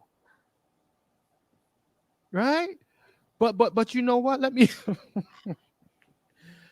bring it all the way back so we get an understanding. All right. This weekend, what was supposed to have been happening out there in California? I'm gonna let a California brother tell us. And then I'm gonna go into some receipts. Brother Vader, what was supposed to be getting handled out there? What was supposed to be getting voted on out there in California this weekend? They were trying to get this bill, this fake ass bill, 1331 and 1403. So 1403 is the establishment of the Freedmen's Bureau, and then 1331 they're calling the funding of the Freedmen's Bureau. But as you can see, there's no fucking funding. This is utterly ridiculous. And what was the other bill number? I'm gonna write it in right now. 14 or what? I think 1403. Okay, let me go in there right now. 1403. Let's pull that up. Okay.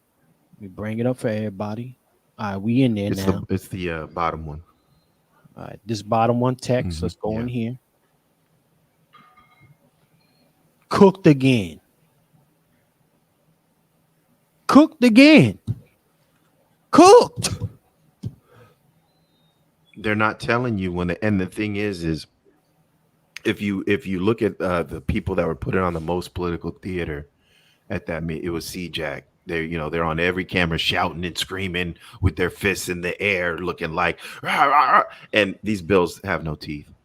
These bills have no, and if they would have passed it, they would have been, we got it done, y'all. We got it. No fucking teeth. Well, the mere fact, if folks pay attention, I played in the other broadcast that Kamala made this Freedmen's Affair a people of color bureau. Right. Why the fuck are people still going? Why are people still doing this? Because they want to run. Apparently, some folks is trying to run their own plays. Let me play the clip for everybody. Shit. This shit is crazy. Hold on. I had the clip. Kamala, man. You know what? This is what I'm going to do. At the end of this broadcast, I will attach that so you can go check it out. Kamala said out of her fucking mouths, your acting VP said that is now a minority bureau. Black and brown the shit out of it, and ultimately making a brown thing. She threw everybody under the sun under that bitch. How do can somebody tell me how brown people qualify as freedmen? Can someone explain that to me? What were they freed from? Can somebody tell me that? But you know what, Brother Vader, I ain't even gonna get into that. But let me show you let me show you some of the outrage that was going on here, and how Brother Juan spoke on how people you get angry, but ain't nobody hearing you. Ain't nobody hearing you. What'd you say? They get mad or angry, brother Juan? Because They get mad like a okay. dog. Dog get mad, but when they get angry, they start biting you. And here's the real problem with 1403. Here's the real problem with 1403. If you look at The Hague and what happened with Jewish reparations and all that, and the courts and all that shit, it was Jews that got to control all they shit. When you look at the Indian affairs agencies and shit that happened here, it's their people that get to control their destiny. If you look at this Freedmen Affairs Agency bill, this 1403, it's a hand pick an appointment from the governor and then confirmed by the Senate. And that could be anybody. It could be anybody that the governor deems, oh, I'm gonna pick this person, put them at. We will vet who controls this agency, not you. Let me say this. Salute to our brother Black Laren checking in. The young warrior. What's happening with brother Black Laren? Okay. Let me do this, man. After the verdict, which obviously went the other direction, right? Unfortunately, Black America taking another L. Okay. And they getting sent on holiday. Let's play this though. Because all skin folk ain't never been kinfolk. I'm sick of niggas running around with this goddamn she black, he black, brother this, brother that bullshit. You got to cook these niggas. I see it at a more deeper level because I had a discussion with some guys yesterday about, I did law enforcement again for almost 30 years. Right. And I swore oath to possibly die for people I didn't even know.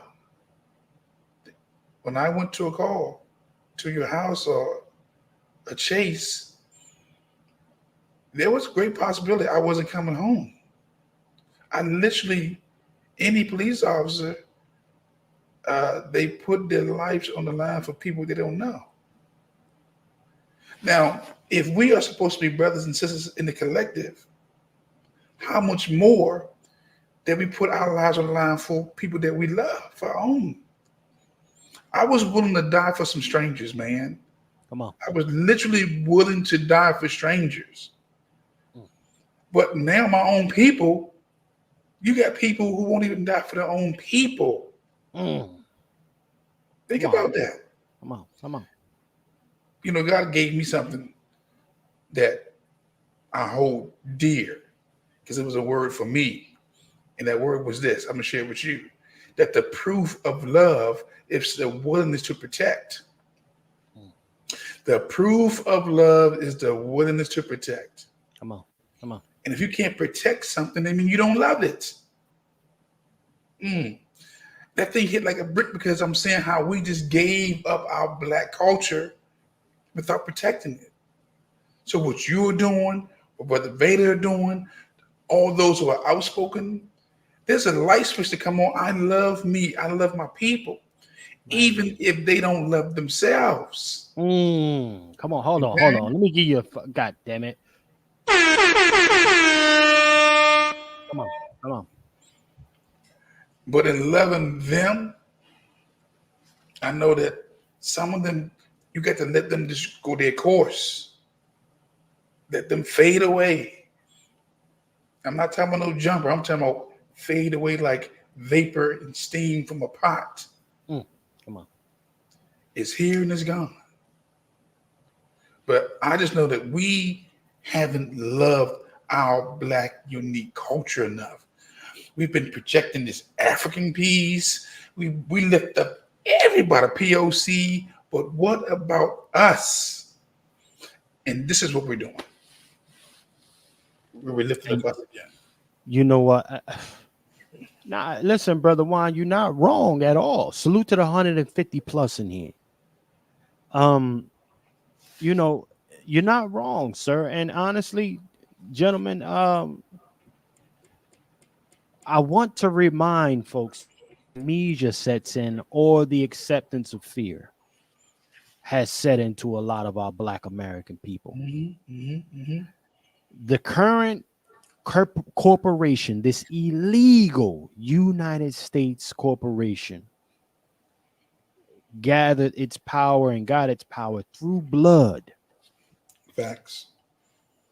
What do you think is going to take for us to get it back? Y'all not running no candidates. Y'all, listen, we can't, and this is a nigga who be out in these streets with a blowhorn. I'm out in them streets for real with a blowhorn doing all type of community shit. But even that ain't gonna get it done. That's a reality that I had to come to in a very fucking in a horrible way. I had to get to that reality. My yelling, my pulling up on politicians and all of this extra shit, even that, the screaming and what'd you say, angry, brother Juan, or mad dog? Angry. Yeah, that angry shit. Black America got to move differently. Yeah, we stay mad. I mean, we stay mad. I mean, we literally stay in a constant state of mad and madness. But you ain't get angry enough. Angry people get things done. Angry like I said, I became a firearm instructor out of anger. But it was a good type of anger, meaning I wanted you to become responsible gun owners, gun users. And you wasn't moving fast enough. So I became the very thing I wanted to see. You know what? Can I tell my testimony, brother Juan? Go ahead, brother. I've been programming since I was 12 years old. I'm 54. So I've been programming for 42 years. And when the web became popular, obviously I tried to develop for the web and I hated it. I hated developing for the web because you know, at the earliest days, if you remember, there was the Chrome browser, there was the Internet Explorer, the Opera, and you had to program for all these different things to try to make them look the same. So I hated doing web development, which also meant I hated doing app development. Come on. And so I did all this back end stuff because I just coded once and the shit works, right? I did the servers and cloud infrastructure and networks. I did everything, but I always avoided developing web and developing apps. Hated it. And I became the thing I hate because I became angry. Yep. So now I'm developing my app and I need y'all support. So please, my Cash App's right there. And I just had to give my testimony that, yeah, you got to get angry and you might even have to become something that you don't even like about yourself. But that's the beauty. I love that. I embrace the shadow, man. My shadow is with me all the time, whether I see it or not. And most of us are afraid to embrace the dark side of us. That shadow side. Man, I embrace it because it gives me that balance of what I can do versus what I will do. Look, I'm polite, I'm kind, soft-spoken, cordial, but you know I teach you how to stop the threat. And that's just short for killing. Let's keep it 100. Many of us need to embrace the shadow. Let me read. Let me read, and that shit, brother Juan, man, brother Juan, that shit you talking right there. That's a new hashtag. Embrace the shadow. Yeah. Well, that's that inner for a lot of folks who can't really think. Let's go. Let's simplify it a touch. No, you know, that's the inner John Wick. of There you our go. folks. Yeah. We all got it. We all got it. Niggas just afraid to even face that one, let alone these oppressors. They scared of that motherfucker right there. Before I walk this earth in the perpetual state of emasculation, I would rather embrace the shadow. Absolutely. Embrace the And darkness. hands down. Let me read Brother Gerald's salute to Gerald in the building. Gerard, I believe. These black faces in so-called high places can't be trusted. They're corrupt. Reparations won't ever be given. Look at their books. It must be taken. Unfortunately, our people in a state of comatose. Comatose, but yeah, Comatose. Yeah, there you go. Comatose. but Pardon me, Brother they're Gerald. cosmatose too. They cosmatose too. But you know what? What you're seeing right now is this, like this video that you're about to play. This is circular firing squad, right? Because truth be told, like as we said, as we exposed, even if they got that bill on the floor and passed it, there still would be no checks. What you're seeing right now is that we black Americans are not going to in the California are not going to get any check. We never were. And so what you're seeing right now is everyone pointing fingers at each other. And right now they can point at the what is it, the Congressional Black Caucus of California, whatever they're called. So they're right now they're the ones in front of the firing squad, and that's what they're trying to play. But I'm telling you, they knew this shit. They didn't. They played it out like it just happened yesterday. This shit happened on May 16th. Okay, and it was and one man who covered his own ass, right? And he's on his way out.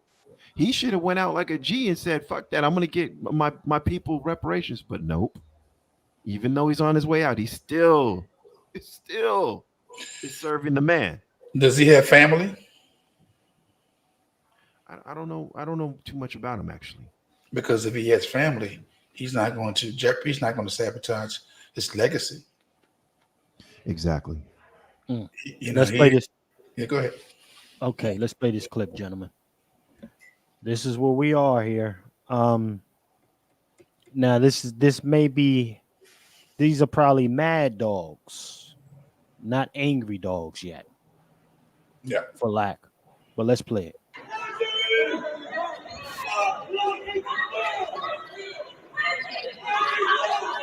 Now, what you're seeing, family, just so we know, for those who are in here for the first time, make sure you like, share, subscribe. And if you're not up to speed, what you're hearing in the background of this clip are some of the folks who are outraged on the recent ruling when it came to the reparations. And a lot of these people from this congressional caucus, the California Legislative Black Caucus, to be more specific, that's who they are. They ruled against it all. Okay. So now they're going to meet some of the people who are upset about their position. Okay. But here, what I want you to pay attention to, family, is their reaction to the outrage or lack thereof. Let's peep it. Fair use.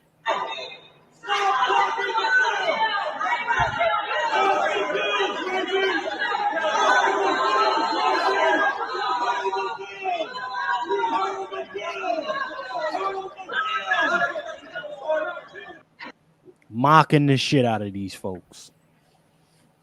Mocking the shit out of Californians. Did him and Kamala learn how to smile from the same person? Because I just noticed.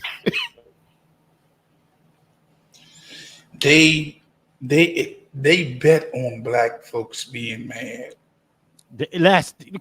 Hold on, God damn it. Hold the hell on with that. Brother Nico. That's what they bet on. They won it. It's like candy today. It's like a symphony for these folks. Go ahead, Brother Juan. Go ahead. Well, it's like again, I mean, because they've watched us for decades, centuries. I mean, literally treated us like Pavlov's dog or a Skinner rat. Mm. Just type in Skinner box. How he was able to, deny the rats food and water to keep them in place. Right. Brother Juan, cook on what Nico just said. He said, "Mad dogs will bark, angry dogs bite." Brother Facts. Juan, cook on that. That's a known fact. And watch this. When canines are trained on the police force, they initially train with a bark, but when they're released, they bite. They bite. They not just bite, they latch on and don't let go. You got to be a very skillful trainer, because most trainers get bit by their dogs. Come on. But when they latch on, that's that angry dog that's coming out, programmed to what? Bite. Programmed to bite, not just bark. These domestic dogs, they will bark, but the ones who's really trained, they bite. Again, we got too many mad dogs around here. We got millions of mad dogs, very little angry dogs. Well, this is Skinner's box here, right? Yep. This is Skinner's box. For little rations that they give out to the Negroes. A couple little licks here. Oh, they ruled on this, so niggas was clapping last year. Yeah, we going, and then they come through with the whammy and say, "Get back, Negro, get back." And they put these, and then you got these folks with the black faces in high places talk. There's another brother here, niggas talk. This is a brother here, a sister. All of these folks, let me show y'all something. These are the ones who ran the play. Ran the play. Ran the play. Yeah. Huh? We get this up out of here. Let me go ahead. Matter of fact, before we play a little bit more, let me bring up this receipt here. Let me read this. Can I read it? Let me read it for the family. I could be slow sometimes. So y'all bear with Chef C. Y'all bear with him, because he could be a little slow. Yeah. Let the nigga read a touch. Hold on, let me see if I can bring it up here. But this is a letter from your California Legislative Black Caucus. Okay. Right? And their sentiment, okay, as far as what took place, this doesn't require any prioritization, family. No prioritization. We ain't nothing to see here. We could take our time. More hurry up and wait language is what y'all about to hear. All right? Let me see something. Hold on 1 second. Make sure y'all like, share, subscribe. More hurry up and wait for the Negroes. Okay? Let me see. California legislative letter. Let me see something. Hold on a second, family. Bear with me. I'm trying to pull it up from my other because I done made it too small for your boy. But hold on. Here's what I'm gonna do. Give me a second. Yeah.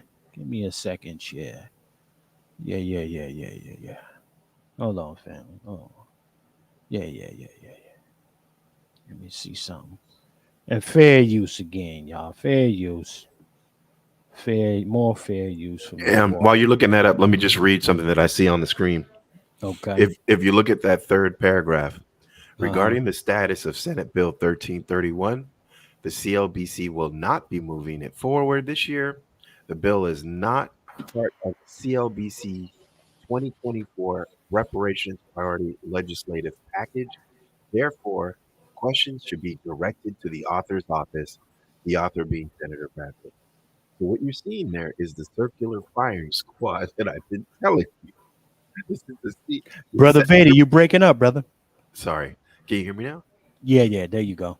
So what you're seeing is Senator Bradford is pointing the finger at the CLBC.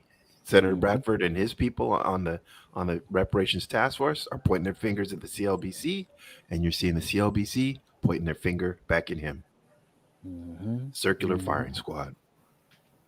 Right. I mean, listen, this is, oh, I didn't do it. He did it. Oh, he didn't do it. That person, she did it. That's what they do. It's good cop, bad cop. Come on. It's all games. It's all smoke and mirrors.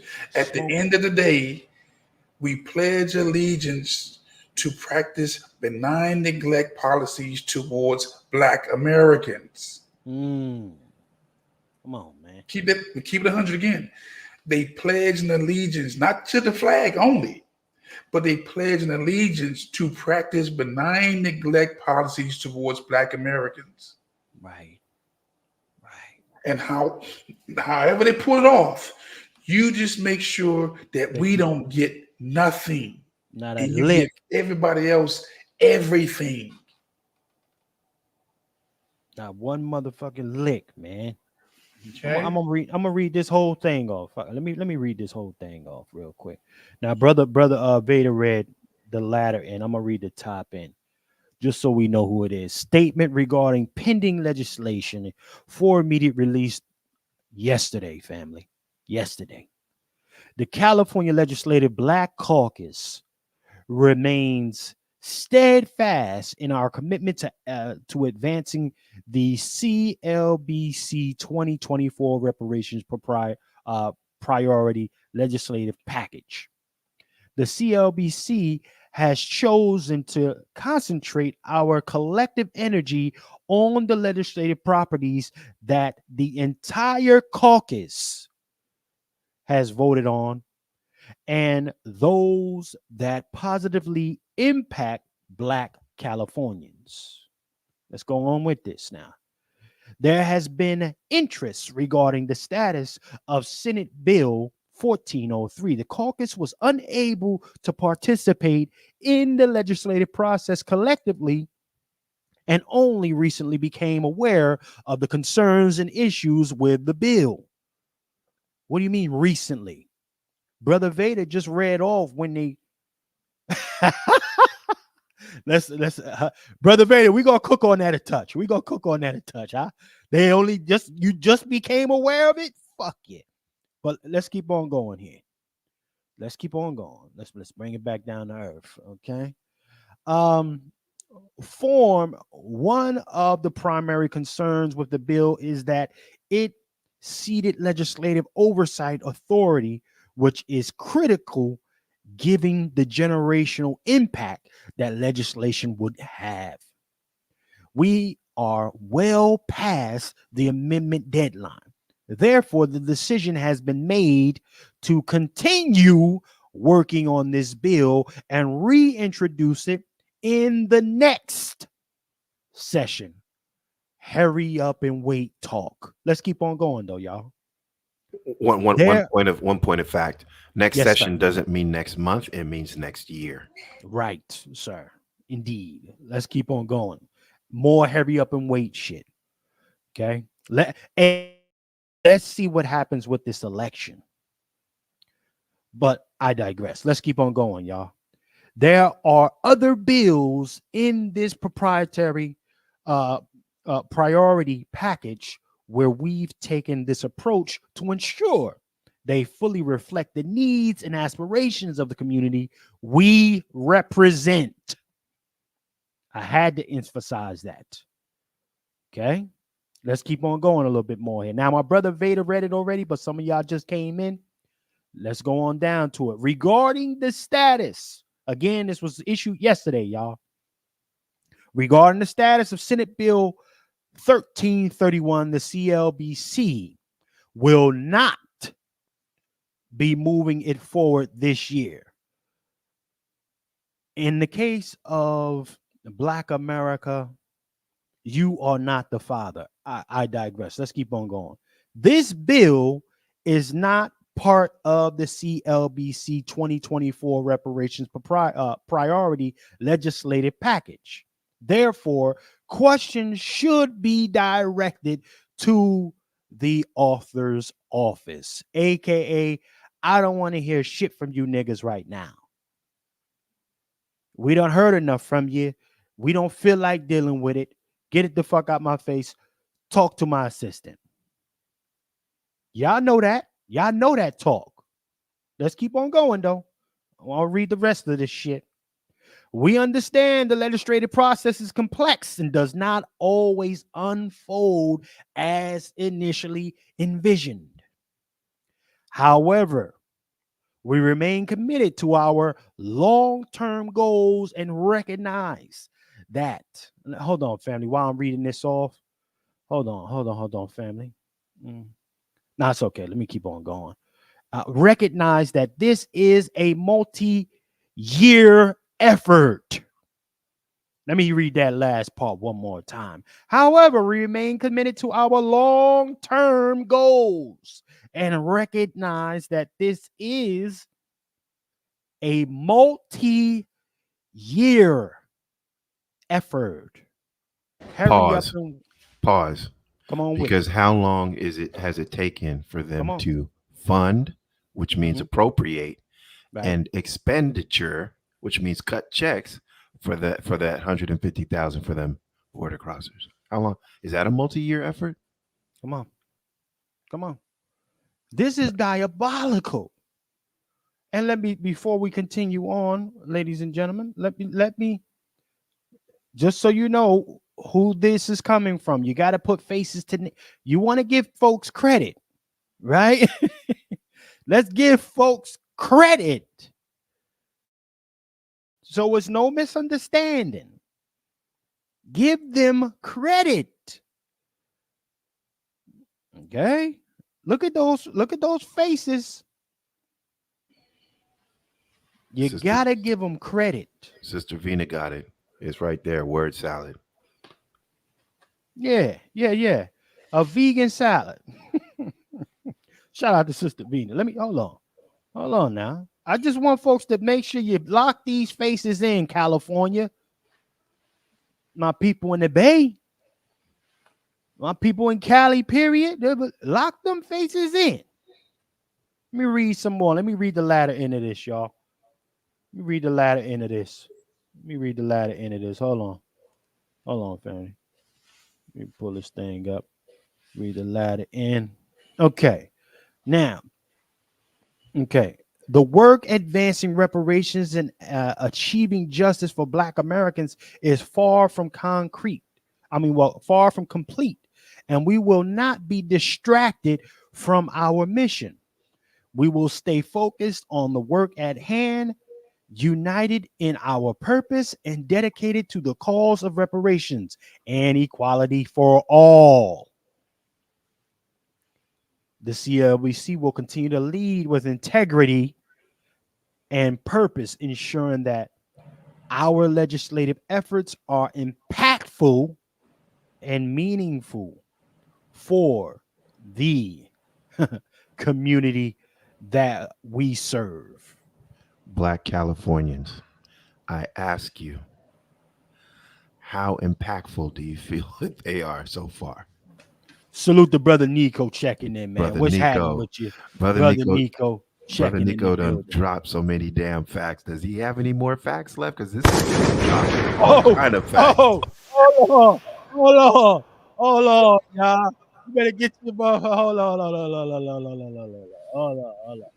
If I'm you ready ain't to got cook, this, chef. Put me in. you understand? Salute. Ready to cook, brothers. Put me in. Yes, indeed, sir. Yes, indeed. Salute. Peace to all the brothers in the chat. Most definitely, Brother Nico. Salute to Brother Nico, man. Does that he apron have cooking the it. little He pocket? doing the right thing. Does that Salute apron to have our the Brother little Nico pocket? in the building, man. Let me give him his gunshot for that one. Gunshot for Nico. Come on. Light it up. Yeah. What's on the grill, Brother Nico? I'm glad you breaking it up real quick with this. What's on the grill? What you spinning the block with today in the kitchen, man? I got some Kamala greens on the grill. Oh, damn. Made with aborted babies. I got some Biden beef. Okay. I got some California raisins. All them Negroes that's on that panel. Yeah, understand. Shout out to our brother Nico. All I got for him. Yeah. Shout out to you, brother Nico. I appreciate you checking in, man. Peace. Shout out to our brother Nico, y'all. That's the highlight of this podcast for me right there. That is a highlight. Brother Nico, man, listen, before you go, man, you want to speak on this debauchery, man, and what's going on, man? What's your perspective on what's happening here, man? Well, what they're trying to tell us is hurry up and wait, niggas. Just hurry up and wait. Right. We'll get to you one day after we get to everybody else. Right. And that's the story it's been for about 400 or 500 years here or something. Right, brother Nico. The hurry up and wait. You niggas, I see you a little bit later. Come back and talk to me. Back of the line. Back of the line talks. Back of the bus, back of the line. All the same shit. Excuse me. And that's a fact. So shout out to our brother Nico, man, because let me go ahead and play this clip real quick. Love y'all. Peace, brothers. Love you. Salute, brother Nico. I'll catch you, family. Salute. Reparations and respect. Respect to you, brother Nico. Stopping all them damn facts. Respecting the wolf. That's it, man. Let's play this clip here, man. Salute to our brother Nico, man.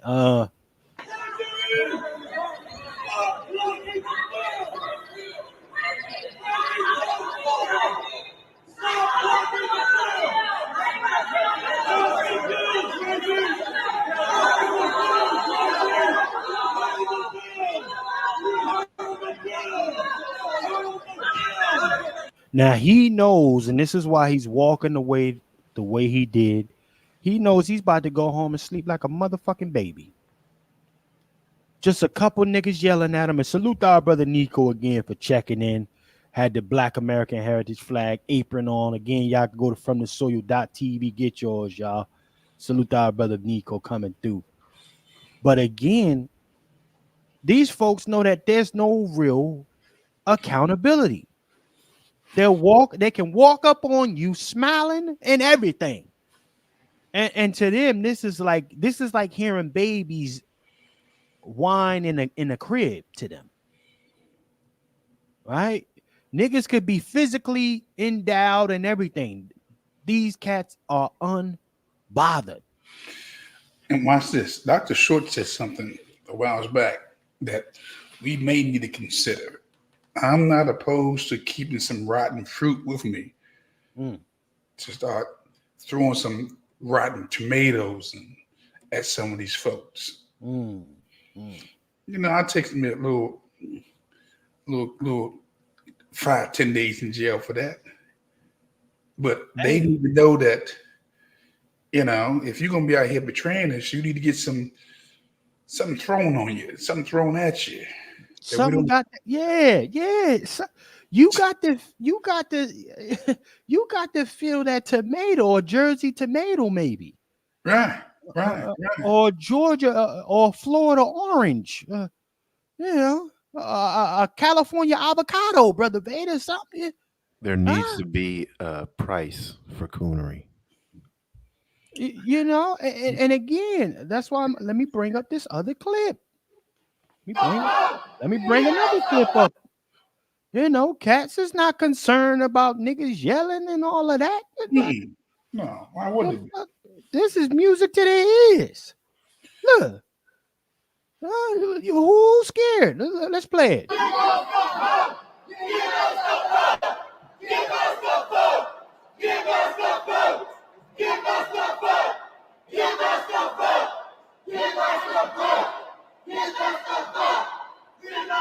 Just walk the fuck off on niggas. Crazy. Huh? What the? Hey, man. They just walked off on niggas. We cool on you, nigga. What? Nigga, I done heard enough of you.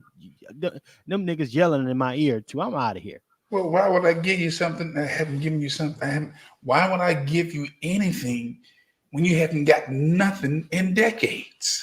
Period. Why I'm gonna change it up? It been working. Yeah. What you think you gonna get something different? What? Oh, because we got the same color. What? I might have came from your neighborhood, but I ain't from your neighborhood no more. I'm over here now. There's a line between me and you, Negro. Come on, man. Listen, look at it. This is real imagery. This is real shit. Walk off.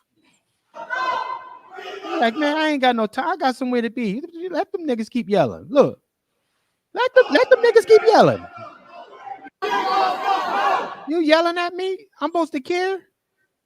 Give you a what? I'm not giving you a motherfucking thing. You gonna mess up my money. Brother Vader, you gonna mess up her money. She good. Give you what for the Vader base? For the black what? You don't want to hear from me right now. You're not getting a motherfucking thing. And listen, don't get it twisted. Okay, this is happening in California. Nah, they saying, yo, you think y'all niggas is good over there in Jersey, DC, Chicago, anywhere else where niggas is at? You think y'all good? I could crack this 17 more layers just in this frame right here. Well, again, we gotta, man. We gotta dissect it for what it is. I'm gonna go there. Go there, man. Don't play with it. Pause. The dude in the left, right? No, right there. Leave that up. Don't put my Yeah. there on the left. He's wearing a C-Jack shirt. That dude is Chad Boogie right there. He helped Senator Bradford. Him and the rest of those people there are crisis actors. That's Chad Boogie. He helped Senator Bradford and Camilla Moore sponsor, get the funding, all the 501c3 bullshit. He helped him, and then Chris from Sacramento. That he's the dude in the front, looking like he's calmly discussing with them two ladies that walked off. That was Chris from Sacramento. All of them, all those people there are CJAC. All of them helped Senator Bradford. All of them knew about Senator Bradford taking out the funding. Did they come back to the people? Did they warn the people? That's how deep this shit is. Hold on, Brother Vader. Are you saying that they helped this happen? They either helped or are 100%, or at least at a minimum 100% in knowledge of what happened. Because you see that day right there, May 16.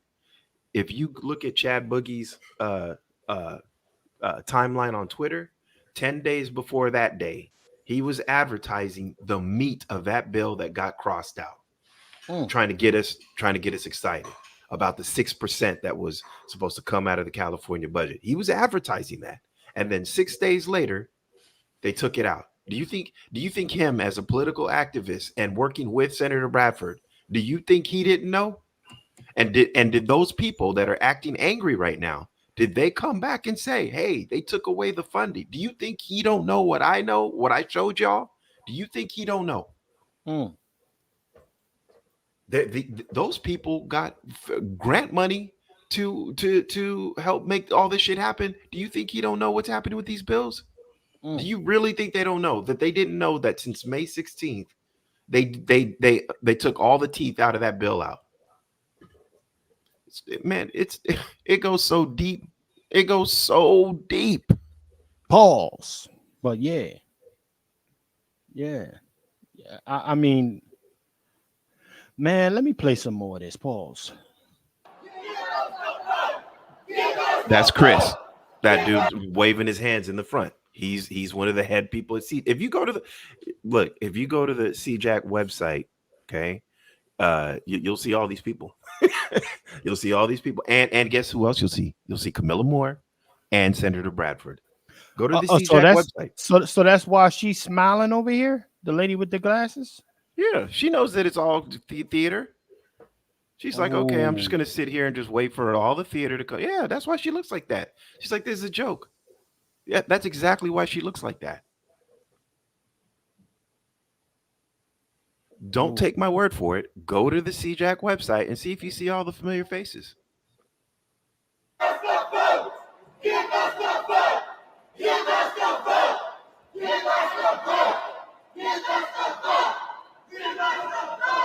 When you Mm. see that pan, you'll see the lady with the gray hair that you see at all the, and they're all wearing the CJAC shirts. You see them. Those people helped write these bills. They're the lobby.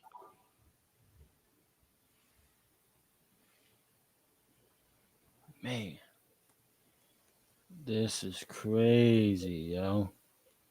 No wonder. I mean, again, why would anybody be afraid when there's no true threat present? Right? Exactly why she was just smiling in their face. She's like, "This is theater. There's no fear." There- Notice how those people are screaming at the top of their lungs. What do you not see? You don't see any CHP, which are the state police, like holding people back, or you don't see any of that shit, Say right? that again. That went over niggas' head. Go ahead and say that You, again. you don't see any protection, any holding people back, any, hey, you guys stay over this side of the line. You don't see any of that shit. It's all performative. Where where Mm. where are the security guards or the big dudes holding people back and that kind of shit? Look, there's not even any CHP in the hallway. There's nothing. That part. That I didn't even think of that, man. That's a hell of a point to pull up. Yeah, fake mad. I'm turning the volume off just so we can look at it. It's a lot of them. Ain't nobody. Wait. Here's a bar. That's an Asian Mm. woman right there. Is she in fear for her life that there's about an Asian hate crime about to go down from some black people beating on her? Nope. That part. Let me play this. See, Beta going in now. I like that, Beta. Let's point the details out. The big angry black man, but nobody fearing for shit. Ain't a cop in sight. Hold on. Look at the age. She like, oh yeah. Look. Yeah. Oh hell, this is fake as fuck. You right. Ain't nobody scared. Ain't nobody scared. Oh shit, yo. Where my brother Juan J. Johnson at? I don't see a terrified soul in And actually, you know anywhere. what? I was incorrect. Look, right here in the front of the frame, that is a CHP because that's the color of their uniform, and then he's got the little thing hanging out his ear. That is it, but he's standing behind the crowd. He's standing behind the crowd. Oh, that's a C right there. There he is. That's a C right there. But he like, man, this is bull. This ain't shit. Yeah, he like, man. Oh no. No. Nah, yo. Nah. Let me go to another clip. This is it's something looking real sussy out here. And I'm gonna tell you, in the meantime, you got motherfuckers outside after they just passed the other bill. That's that 150,000 right there. Got you your 150,000 real quick. That's your 20% down on a 750K home. Yeah, they living their best life. So that video that you played earlier, right? With that woman mad that the furniture trucks were pulling up, right? That Yeah. video that you played earlier. Okay, so seven. Imagine crossing the border, and you are now 3/4 away to the generational wealth of $1 million. You're because 150,000 is 20% down on a 750 home. Mm. So you cross the border, and you are 3/4 the way to being a millionaire in California. Mm-hmm. Because you just purchased a 250,000 asset, and that's generational wealth, just like that. And that's what I'm saying. If somebody blocking me right at that moment from that kind of wealth, oh yeah, I'm moving tables. Chairs got to be moved. You're gonna need a lot more than one police officer for a nigga like me. This is why when you allude to this looking like some crisis acting shit, I'm very inclined to agree. Let's play this.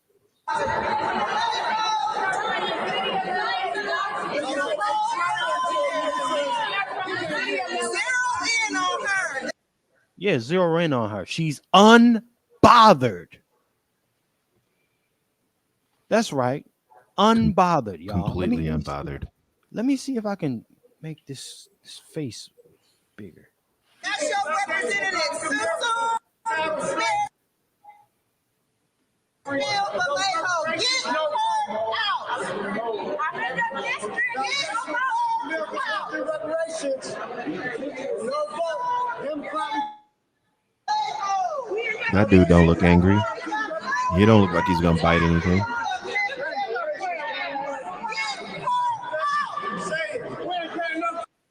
There, right there. Another CJAC employee.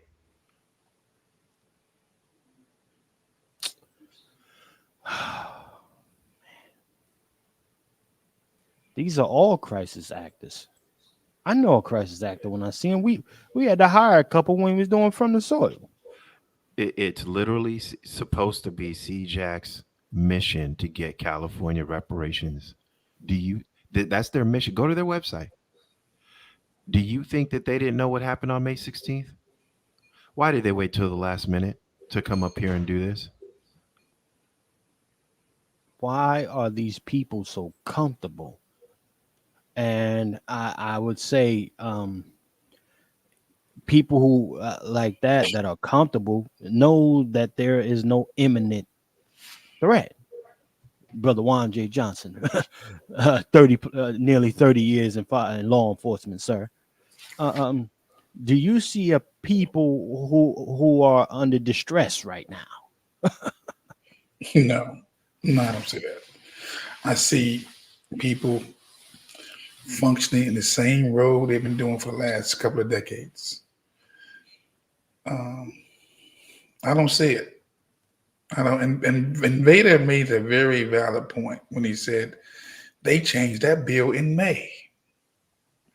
They took the funding out in May. This is August. Let's say September 1st. But they changed it in May 16th, 2024. The addendum. They had all this time to come to us and say, Black people, these people are playing in our face and we need to mobilize today. So they had all that time. So it goes back on the politicians who are not astute enough or care enough or looked at that bill and saw the changes and bring that information to the attention of their constituents. They didn't do it. Exactly. Because they don't care. Right. Black people in high places who don't care, man. We have a major love problem in our community. Major love problem. I said it before, I'm gonna say it, that the proof of love is the willingness to protect.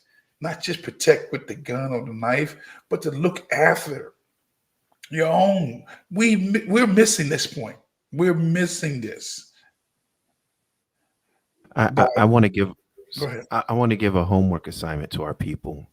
Everybody under the sound of my voice. This is your homework assignment. Go find out about the Indian Affairs Agency.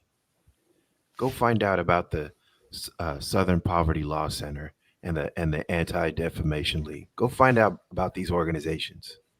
Find out who they represent and find out who's running those organizations. And you'll see a pattern. It's those people protecting their own interests. Mm-hmm. And once you understand that, go to Senate Bill 1403 and tell me if you see any requirement to be of the lineage to represent this Freedmen's Bureau. Tell me if you see what they got in what we got. They've been playing in our faces the whole time. Mm-hmm. This is not. I'm not the smartest person on earth. I. Can't you just write the head of the task force shall be of the lineage? You can't write that in there. I'm not the smartest person on earth. Just do your own homework. Don't take anything Vader says as fact. Go look it up. Well, gentlemen, let me do this. And this needs to be the latter end of the broadcast. First and foremost, when folks think about who they need to begin to look at, salute to the over 160 plus in here.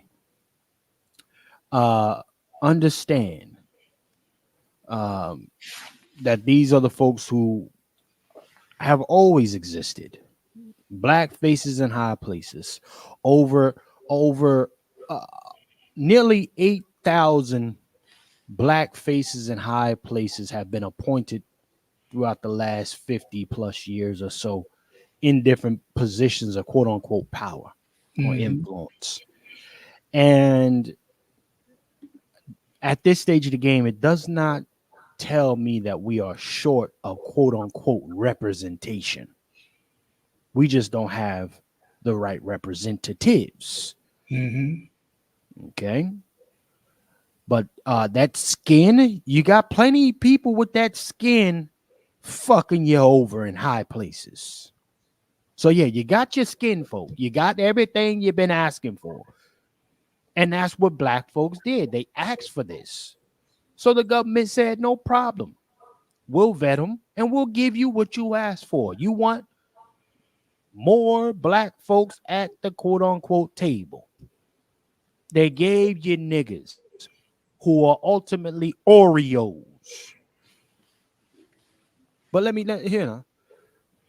but this is where we are, this current state. This is where we are, family. Let's Oreos, make it make sense. tethers, and other things.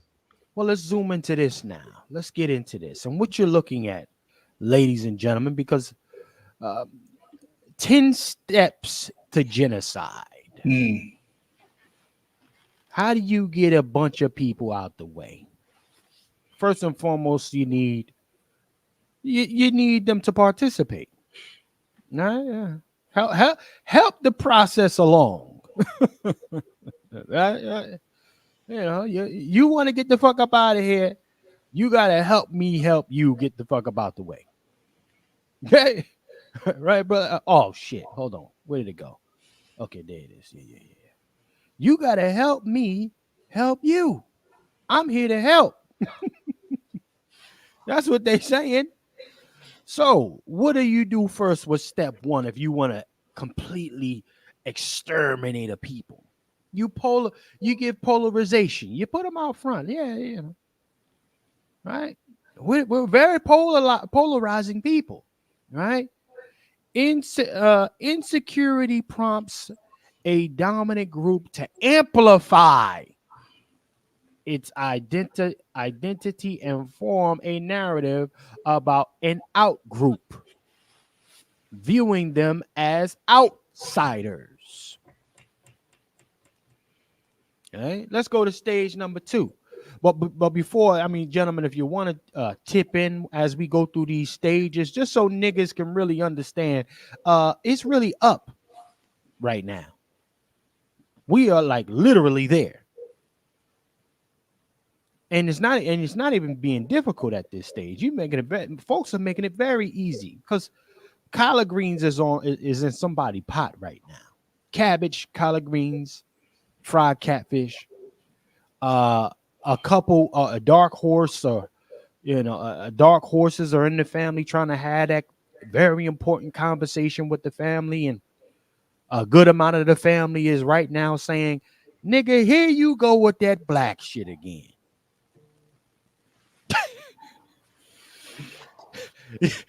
You got the whole family telling that one or two dark horses of the family who on that right type of time. Here you go again with that blackity black shit. Why you got to be so serious all the time? Why can't we just enjoy ourselves? Huh? Somebody telling them that right now and ostracizing them because they want to see the family protected. They want to see the family go on. All right. So stage 1, polarization. Yeah, you niggas is fly. You wear all the fly shit. Right? You create everything. Blah, blah, blah, blah, blah. So yeah, we're gonna get you out there, put you out forefront, right? Make you the face of same-sex marriages. Huh, brother Juan, brother Beta? Make you the face of that. Make you the face of degeneracy. Yeah, you want to shine. You want to shine? Cool. Make you go viral. Are we at, I had stepped away. Are we at step 5? No, we're at step number 1. We giving them because some folks, I mean, I'm not gonna act like everybody's, can interpret at the speed that I can or any. So I just want to break it down to its simplest form before we get up out of here. So stage 1 is the polarization of a people that you are planning to get up out the paint. Polarization in the form of making them the face of different things, right? I don't need no man. Niggas ain't shit, right? Those kind of things. You are the face of degeneracy, right? These kind of things. So yeah, we out in forefront. You got RuPaul's Drag Race. I don't know what his lineage is, but RuPaul, right? So watch this though. For that polarization piece. Yeah. We have been here, Black Americans Foundation, Black Americans, ADOS, whatever you answer to. We have been here a better part of maybe 500, 600, 700 years. But with viewing us as outsiders in our own country. Right. When people tell us often, y'all ain't got no culture. You don't know who you are. Come on with it. Y'all ain't got no culture. That's that polarization. Everybody's trying to define us except for us. Viewing yourself outsiders of the very place we done built. But we're taking it back now. But for years, this has been that first step. And everybody who comes here, they view us as an outsider. And they not even fail to realize it. They disrespect that we built this. But I digress. No. This is the very thing that they polarize. They disrespect. Yeah. And we've been here thousands of years. Yes. It's a fact. Literally thousands, tens of thousands of years. Yep. Those mounds and those Olmec statues that look like us, thousands of years. Facts. Yeah. Let's go to stage 2. Okay. Stereotyping. Perpetuators use stereotypes relying on biased characteristics, physical appearance, genetics, race to negatively portray the outgroup. Gentlemen, can we go into that a touch? Huh? Yeah. Stereotypes, characteristics, physical appearances, genetics, the monkey talk about black folks. Look at the lips on them, right? When it's actually their lips that look more like monkeys. Right. The negative stereotype, the negative portrays of us. Black on black crime. Black men kill more than blah, blah, blah, blah, blah. right? I mean, listen, I mean, they got it lined up. Propaganda is doing propaganda things, right? Physical. Oh, the big black man is going to do something to me. Mm-hmm. George Floyd, he was a big black dude. Let's lynch him on television, regardless if he had good character or not. It was about the messaging. Right. Think about the whole Megan Thee Stallion, right, and her being that image of the sisters being broadcast around the world as what? Come on, it's shaking their booties. Shaking booties. You know, sexy red. Yeah.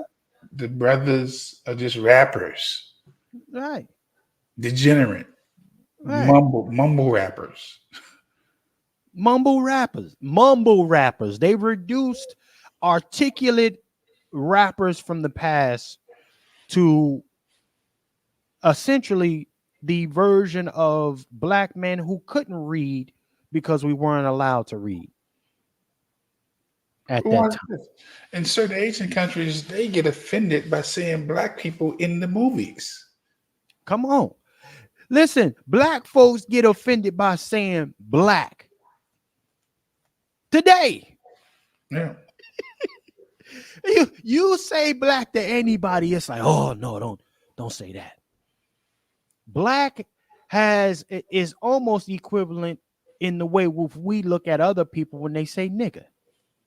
It land on other folks' ears as far as a threat to them. Mm-hmm. See, this is what we are now. Let's keep on going though. Yeah. Okay, scapegoating. Number 3, scapegoating, family. Scapegoating. One's negative traits are established. Blaming the outgroup becomes easier. Reinforcing an us versus them narrative. Now, you brothers, y'all can take this. Is easy for y'all. Us versus them narrative, establishing blame and reinforcing the inverse, them versus us. Mm-hmm. Negative. Right? Once the negative traits are established, so one, they turn the thing that they make the very profit off is then also the very thing that they say is a threat. Okay, so example, physique from the very our black men and sisters used in athletics to monetize and make these folks rich. The lyricism, wordplay they use to enrich their families while also incriminating ours, locking them up for the very words with which they use. The height and physique becomes a weapon of excessive strength, which then puts these fake victims in a position of powerlessness when they want to achieve a goal, y'all. Right? That big black man, he's so big he held down our women. All right? Another big black man slapped that Asian woman. We need a hate crime bill. Right? See, I mean, that's stage number 3. How often are we seeing these tactics played out? We only at number 3, y'all. We're only at number 3. But when you look at propaganda, have we not fit every one of these thus far? That's only stage 3. Let's go to stage 4. I mean, let's go to stage 4. And demonization. So demonization. The targeted group may face exclusion through illegal status, enabling discriminatory laws, segregation, and denial of basic rights and resources, redlining, eminent domain. What else? What else, Brother Juan? I mean, benign neglect policies. Just us not getting the bare necessities. No resources. I think about everything that's been given to others, and we're not getting none of it. none of it, bro. Brother Vader, you in the building, man. Talk to me about this discrimination and demonization portion, man. Well, that's why when I came back from, because I had stepped away to just quickly go use the restroom, and then you were talking about, you know, the stereotypes and stuff. But I was like, oh, you're on step 5 now. You know what I'm saying? Like when you think about it, like really, you could collapse step 1 through 5 with when you're just trying to just catch up to, you know, where are we? right, You know? right. Where are we really? Because the propaganda, you know, man, the discrimination and the demonization that's been happening for centuries now, Yep. right? Yep. Like steps 1 through 4 have been happening for centuries, right? So that's all I can really add to that. So let's go ahead to this dehumanization real quick. This stage employs propaganda and hate speech to dehumanize the targeted group, portraying them as subhuman or dangerous.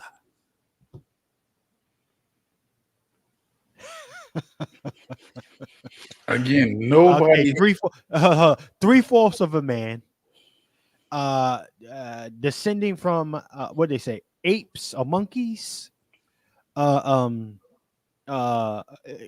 else did they say? Well, it's plenty of shit. But go ahead, Brother Juan. Go ahead.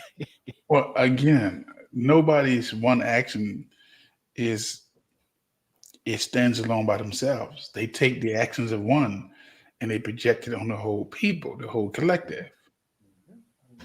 The hate speech, the dehumanization, the targeted group, not one person. You target the whole group. Everybody could get it. Everybody. Portraying us all as subhuman and or dangerous. Right. Right. You know, the reason why gynecology is as popular as it is, because they didn't see the Black woman as human, that she can take the pain. Right. I think a couple years ago they just tore down Smith's statues, the father of gynecology. But gynecology took off because they was experimenting with dehumanized Black women.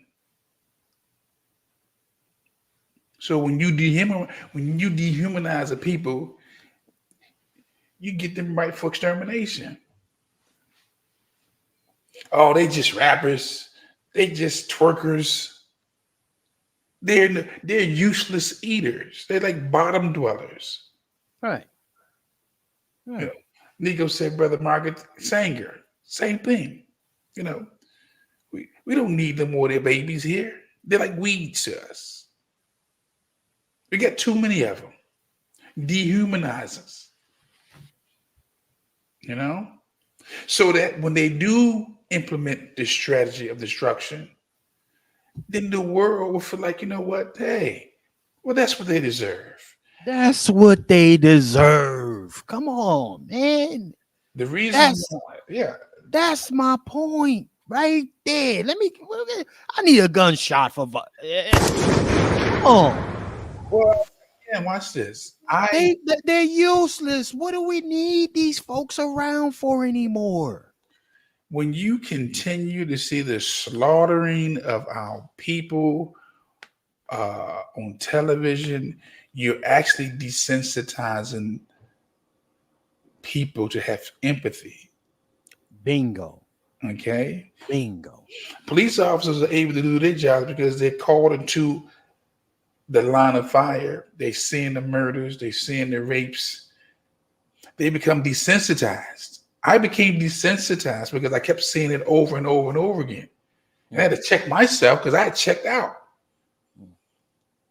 You know? So it's like dehumanizing. You know, you start seeing people as things. Right. Not as humans. Hey, 3/5 of a man. Niggas think that disappeared? No.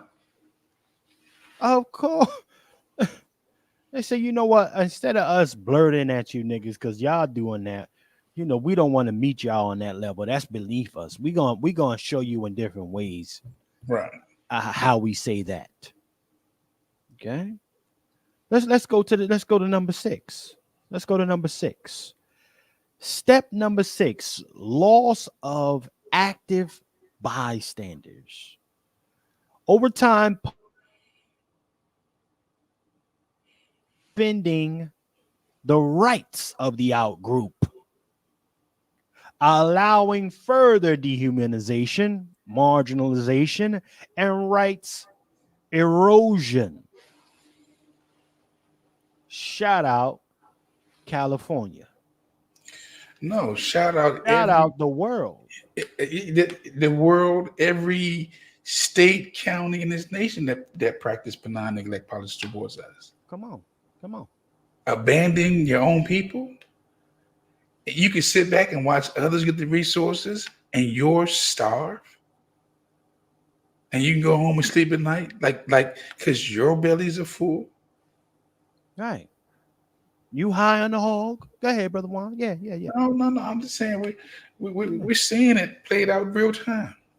Real time. And guess what, family? I see 170 y'all in here. Make sure y'all sharing this out. But my question to everybody that's in here: we're at stage number 6. Can you honestly say to yourself, we haven't hit the checkbox on all of those 6 stages thus far? Can you honestly say that collectively as Black Americans? I'm telling you right now, we hit all 6. Well, I would say depending on what state you're in. Or what county you in. What county you in. You know, it all depends on what I would say it all depends on what county you're in. Yeah. Let's go to number 7. Let's go to number 7 now. Yeah. Okay. Let me zoom in on here real quick. Repression. Liberty limits. Repression emerge with tolerated violence, graffiti, public incitement, name calling, frequent raids on offices based on discriminatory laws. So there's a different way they're enacting this number 7. Has number 7, I don't know if I can fully say it, although we had the Red Summer family. But we had something similar doing Katrina when they was going from house to house, snatching guns. It was unconstitutional, but they had them going from house to house, taking guns and their rifles. The police, liberties limits, and their repression emerged with tolerated violence, graffiti, public incitement, name calling, frequent raids on officers based on discriminatory laws. We had something like that in Katrina. They was targeting the Black communities for the guns. And the NRA stepped in, which they stepped in and sued them and they won. Right. So you can't do that. Right. Salute the brother Coke for checking in to the kitchen. What's happening with you, brother Coke? Salute. What's good? Now we give it. I think this is one of the this is a very good, informative broadcast, man. We really showing the track, laying out the groundwork for for the delusional, if you will, so folks can get a real understanding of where we are. But again, we got these holidays, right, brother? We got the holiday. to get niggas eating sweet potato. Well, it ain't no sweet potato pie today or tomorrow. It's gonna be banana pudding, honey bun cake. You what heard up? me. You heard me earlier in this broadcast. What's You're that? getting the real information of how deep pause this shit goes. Nobody else is talking about the political theater yesterday. No one. No one is talking about the depth of the political theater that's going on yesterday. This is it. This show, this podcast. If you're not supporting this podcast, and if you're not supporting the Vader Base app, you're not serious. You're not serious. Salute to our brother Vader. Brother Coke, man. What's happening, man? It been a while. I thought you wasn't gonna check in today. Salute to you for checking in, Coke. Oh man, it ain't nothing but some musty foot and ass collard greens, man. Yes, indeed. Yes, indeed. Yeah. I ain't gonna hold y'all up here too long. I just had to make sure, and this podcast confirmed it. And I thought of Lone Wolf Firearms, particularly Brother Juan, when I saw that nigga walking out of that assembly hall. I was like, wow, he is stepping over carcasses with a gout knee. And smiling and laughing while he's doing it. Get it on camera. See me. That's dangerous, man. I thought of you, Brother Juan. When I saw that clip yesterday evening, and I was like, it's taking him 30 seconds to even get to the camera. Like he running us down with the gout knee. With the gout knee. That's a fact, Coke. With the gout. He should have had a cane with him. He should have had a cane. Man, listen. But as y'all said on there already, and I'll land on this. As I said already, you knew about this in May. That part. Or let me rephrase this. Well, hold on. I got to correct my aiming. I got to bend the knees a little bit. Pause. Maybe you didn't know about it in May. The point is this: it happened in May. That part. Come on, Coke. But for all the people that I didn't know all of that, because I give it. We can't. It's so much going on, y'all.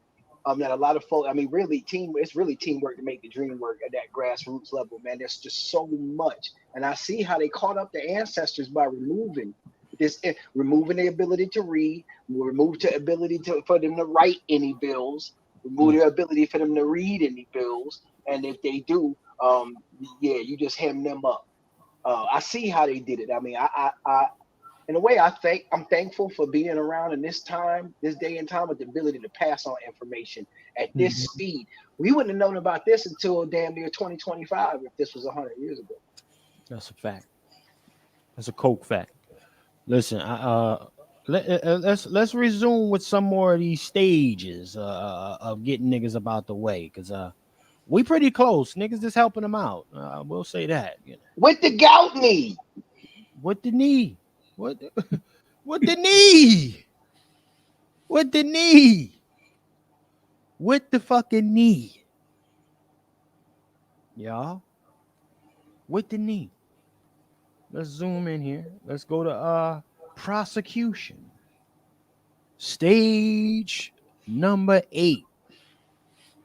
Repression and violence become systematic, with more frequent arrest and detentions of group members for perceived violations of discriminatory laws. Perceived violations. Okay? So again, I touched on it a little bit earlier in one of the other stages, but ladies and gentlemen, you are a Black identity extremist for giving a fuck about your people. You you need to get a Asian hate crime bill on your head. You need to get an anti-Semitic a bill on your head, a small hat bill on your head. You need to get a rainbow bill on your head. Yeah.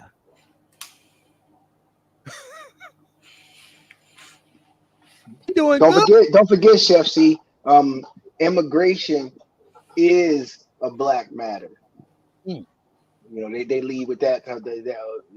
Immigration and black folk, that's all one and the same. Messy Jesse been on that since the 80s. Brothers, we Black America, you have checked all the boxes thus far. Let's see if we check number 9 and number 10 off. Let's read it off. Okay, number 9, stage number 9 of genocide. Organized violence and killings. Planned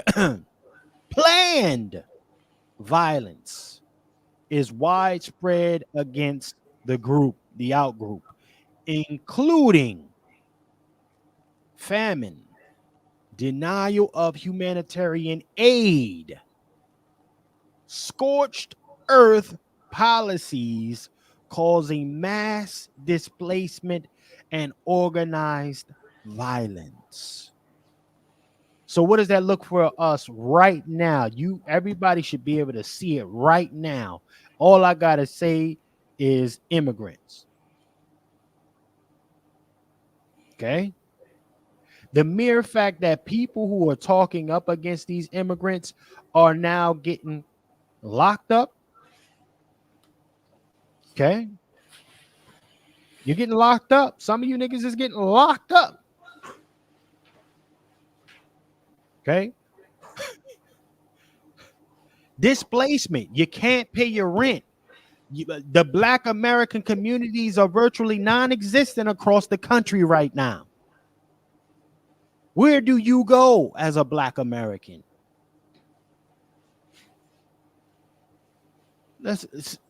They doing, listen, number 9 checked off as far as I'm concerned. Organized violence and killings. Doc, to answer your question, where do we go? We have to reinvent ourselves. When you say organized violence and killings, when you have what is that thing called, Brother Juan, where they get to say what is it called? Immunity? What is it called? Qualified immunity. Qualified immunity. When you have qualified immunity, and when you have a justice system that protects people from outside that kill us, when you have things where all the things in place to create a pipeline, a prison pipeline system, all of that is part of the organization. Talk that shit. All that shit is part of the organization. Right. And you know what? Family, that's number 9. But talk to me about that reinventing piece, Brother Juan J. Johnson. Talk to me about that, sir. So for me, reinventing means we have to really come to that place now with the protesting that we reinvent or reimagine what we can be. Mm-hmm. Mm-hmm. We have been somebody else's we have been literally somebody else's imagination. Right. This is how they've seen us. So we've been looking at ourselves through white lenses for a long time. Mm. We're just starting the process after all these years of reimagining ourselves in every aspect, in politics, in labor, in law. Think about this. We normally send our children to school, go to school, good grades, and get a good job. That part, yeah. Come on. That no longer exists. Now it's go to school, get some grades, get a trade, and create a job. You have to. We got to reimagine who we are and where we're going to be for the next 100 years. That part. Because if we don't reimagine it, somebody else is imagining a world without us. Oh, they rewriting it right now. Yeah. And if you think they playing, they said, listen, we'll send 20 million plus illegals over there on your ass if you think I'm playing. If you're willing to give $150,000 to illegals, 150 towards your house, which is your transgenerational wealth. Come on. And you can leverage that money to buy you businesses so you can undergird the others, our people. You've already told me that our people are useless. We're done with you. We have our new group and we're willing to fund them to get you out the way, to eliminate you permanently. There are people in this world who can imagine a world without us. No matter what we've did, our contributions, what we've given, it ain't enough until we're dead. And we need to realize that. We need to really realize that no matter what we've done, what we've accomplished, who we've given it to them, it's not enough. We would rather not you be around. See, and you know what, Brother Juan? This is the dangerous part. I hear so many people thinking that our ingenuity saves us from extermination. No. You see, I hear talking points like that. No, we created everything, blah, blah, blah, blah. They don't give a fuck. We created it, but we never safeguarded it. You're giving it away. You keep giving it away. Okay, or someone, oh, Chef, I didn't give it away. They took it. Well, take it back. What's one of the biggest complaints right now with white community as far as the jobs? You're sending all our jobs you're outsourcing the jobs to China, other nations, right? That could be here. When you're outsourcing, you're not just outsourcing the job, you're outsourcing the talent too. You're outsourcing the talent. Come on. Okay. Come on. So when they get it, they're not gonna give it back because you gave it up freely. You know, we've got to realize that we're in a war. It's a genetic war that we're in, and we're the only ones that seem like we're in the game, but we could be the mascots. You know, like Omarosa said something. She said, "If you're not invited, then you must be on the menu." Come on, I know. Come on, it's talking that talk. That chef talk to me now. I listen. That's like when I see the G7, G20. I'm always looking out where are we at in these meetings. Oh, you're on the menu. You're the topic of discussion. That has to change. That's what I mean by reimagining us. Not just settling for being on the menu. Damn it, I'm the most important invited guest. Okay? That's what I mean. Well, I'll say this, Brother Juan. Don't do me that way, brother Nico. Don't do me that way. Listen. See? Listen. Look, sometimes you got to be the spook that's sat behind the door. That's why I'm not as hard on people, because I don't know what.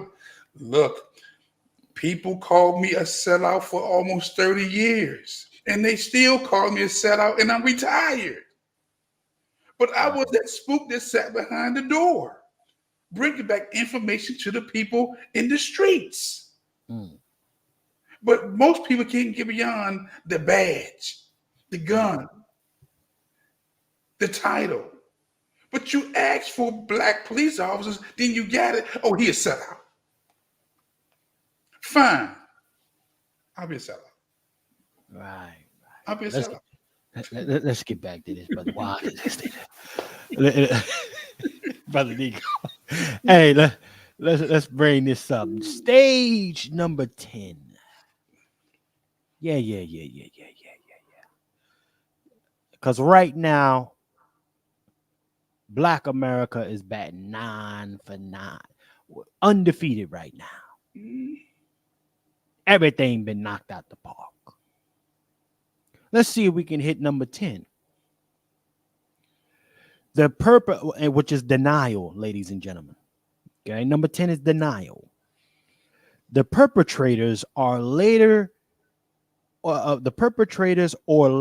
generations deny the existence of any crime. For instance, Holocaust deniers, or for instance, the regiment of Omar. Okay, for instance, in this case, slavery for us. The mere fact that they said what was that, CRT, or what is that, critical race theory? Yes, CRT. Okay, it never happened. We don't need to teach this shit in schools. Ladies and gentlemen, we 10. We are 10. We're 10 because this has been an ongoing campaign against us since we've been here. And just because we've made enslavement look sexy, it's fly. Yeah, go ahead. We made it look fly. We made it look good. We've made a group of people who make oppression looks good. Look at me. I'm fly. Look at Juan. Yeah. Me, see? Come on. I got my specs. What? Looking like a million. Cook these niggas. Let him cook. We make oppression looks good. We still oppressed. Tyrese said, look at these they can't kill these niggas. I'm still smiling. Mm-hmm. Yeah, you about to smile your ass right off the face of the earth. When they come, they coming for all, not just for one. It's not based on how much money you get. You are a part of that group, and you have been slated for annihilation. If you keep it 100, we don't have these conversations because we can't fathom, will a people really do this to another people? Absolutely. There's nothing in the universe that says, and they lived happily ever after. Say this again, because some of y'all need to get this. There's nothing written, no universal law, no law of attraction that says, and they lived happily ever after. Especially for Adam and Eve. Why? Okay. And some of us believe in fairy tales. This is a real life Game of Thrones, a real life chessboard. And you need to know, are you a pawn? Are you a rook? Are you a bishop? Okay. Where are you in this game of life on this chessboard? Because again, pawns are expendable. Every piece is expendable, but a pawn is expendable. Well, let me watch this. Ladies and gentlemen, let me show some folks something. Let me show folks this. Let me share my screen. Let me pull this back up. I like that, Nico. Let me pull the screen back up. Ladies and gentlemen, there are camps all around the United States. They're empty. Mm-hmm. You know why they're empty? Because the damn sure ain't got no illegal immigrants in them. I just played the clip. I just played the clip where the illegals is going. They in the hotel.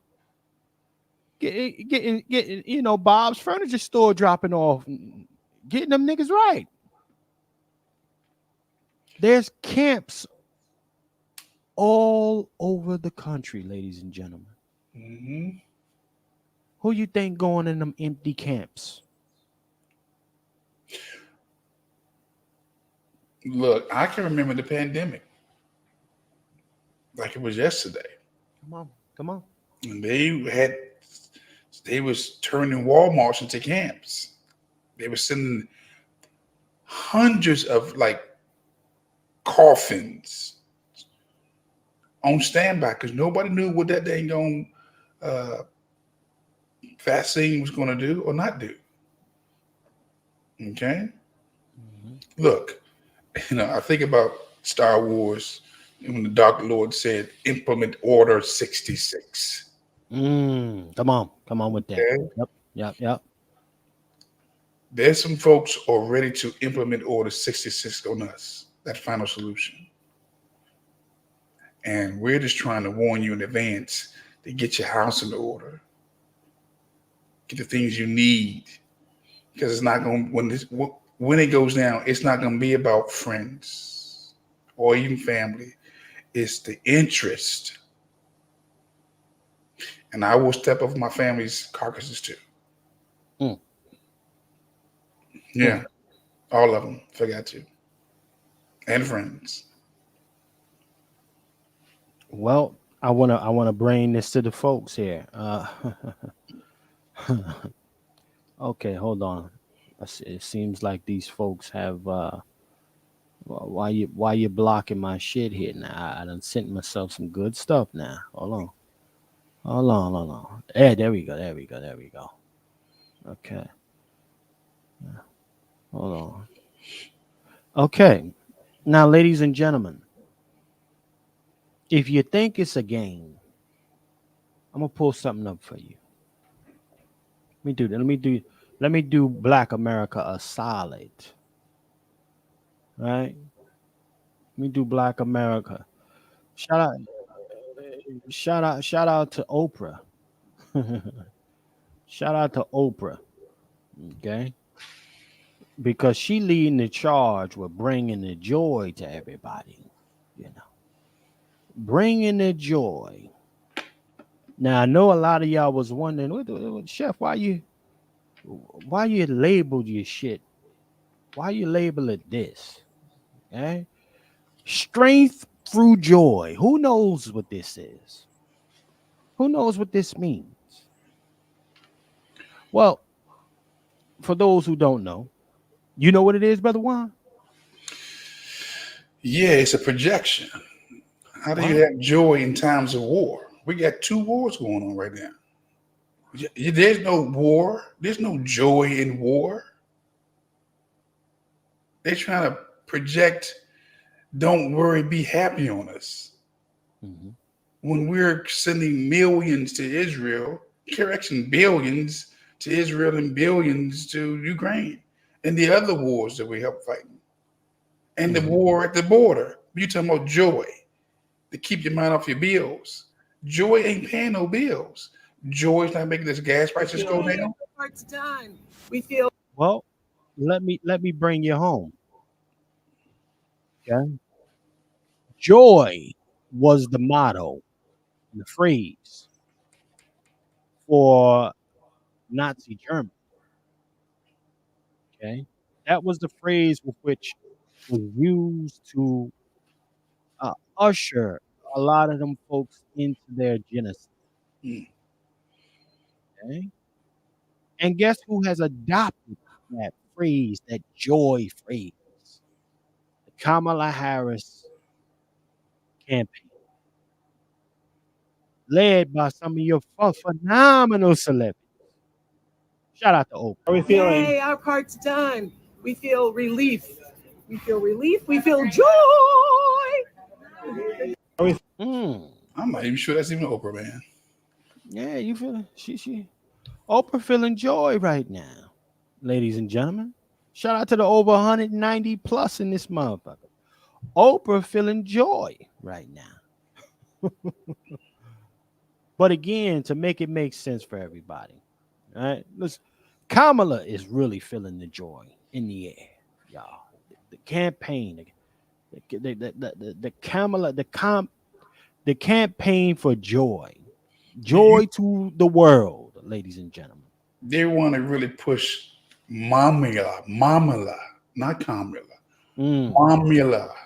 They want her to be a mom. the emotional side of women, joy, love, peace. When in the same breath you're sending billions to Ukraine, in the same breath you're sending billions. I mean, we don't even talk about that war that's going on in Israel that could really trigger a world war. They won't talk about joy, love.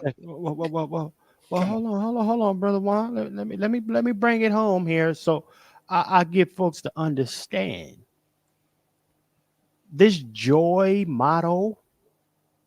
It's really a chant. It's also uh it's like the final prayer kind of a thing. It's the nail in the coffin. It's the executioner's. It's your last words kind of a thing. Well, play this. Let's play it.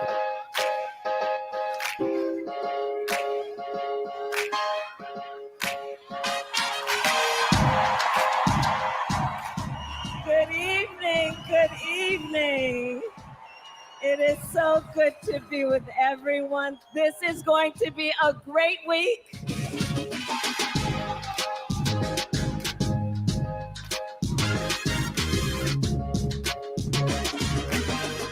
We are here tonight to officially nominate Kamala Harris for president. Five, get loud, another round of shots. DHC, turn out for what? Minnesota, we deliver 81 votes for Kamala Harris and Tim Wolf. California, we proudly cast our 482 votes for the next president, Kamala Harris.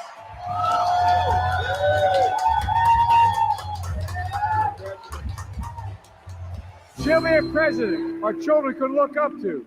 She finds joy in pursuing justice. Joy in pursuing justice, ladies and gentlemen. Joy is the campaign slogan for Kamala Harris. That's their shit. You know what? There was a statement that says that religion is the opium of the masses. We may have to change that because this looks more like a religious piece right now, both Democrats and Republicans. Well, look at this here. Let me show you something. Boom, ladies and gentlemen. Let me see if I can go ahead and bring that up to you. Strength through joy.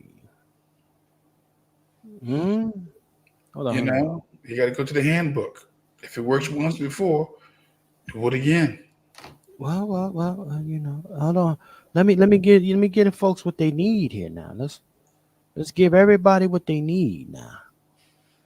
So let's educate, family. Again, is always our mission to provide value, ladies and gentlemen.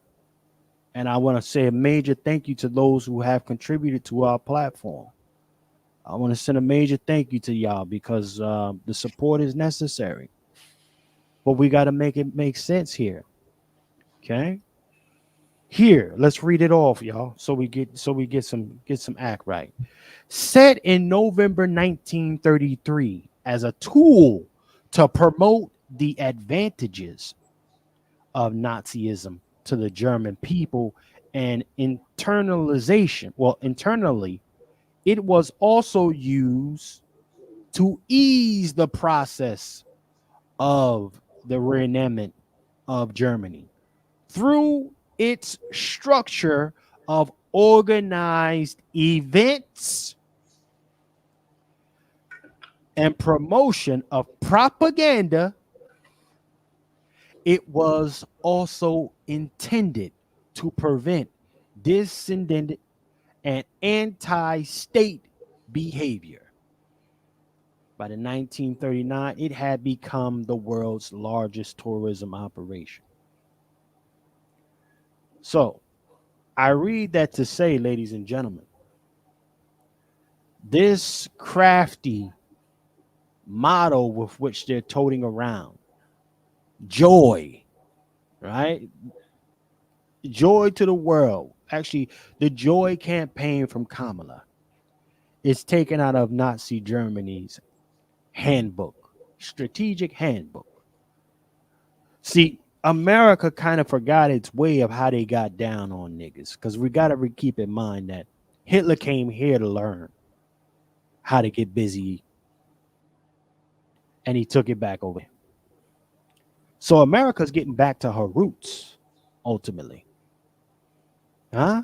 Through propaganda. We just read it. Through propaganda, strategic placement, organized events, right? To really get us all the way out the paint. We just broke it down, family. We check off all the marks when it comes to 10 steps to genocide. We are there. We are there. And to follow up, to make it even make more sense, your girl said, you know what? I don't want you to be confused. We are taking it back out of the old handbook. Joy is our campaign. Black America is up, and it been up. It been up, family. Let me go to my brother. Let me go through the brothers real quick, man. I hope I was able to tie that around for everybody so they can see it appropriately, move accordingly, a little more pep in your step. This administration is not playing with Black America. Neither one of them are, to be honest with you. Your ingenuity is not going to keep you from getting out the way.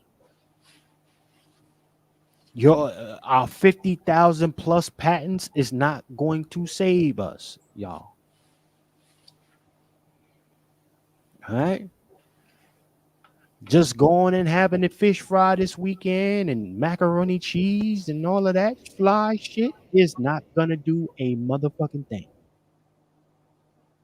Burying your head over a LIT is not going to keep you around, let alone protect your family. So this is where we are. I'm going to go to Brother Coke, man. Get your last words here, man. If you're in the building, Brother Coke, what are you taking from this synopsis here, sir? What I put together as far as the packaging. And I want to thank again everybody who's been hitting that Cash App. You truly appreciate it. Thank you for supporting the program as usual. For those who are interested in supporting the program, definitely hit the Cash App, ladies and gentlemen. Okay, hit the Cash App. It's right on the screen. Okay, now, Brother Coke, you're in the building. You got the last word, so we're gonna get ready to wrap this thing down. Is Coke there? No, he's not. Okay. All right. Let's see, brother Vader. Matter of fact, let's pull up the Black American. Hold on, let me get my brother Vader thing in here. Boom. Black American Security Supply. Hold on. Yeah. Service and supply. Brother Vader, talk to us about some new developments you got shaking here with the program, sir. Yeah. I mean, as I pointed out earlier in the show, all the things that I've been investigating with what's going on with these bills in California, I literally found them out just because I was testing my app.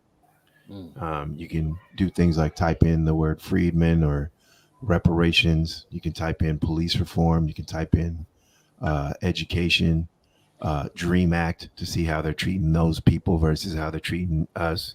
Fire.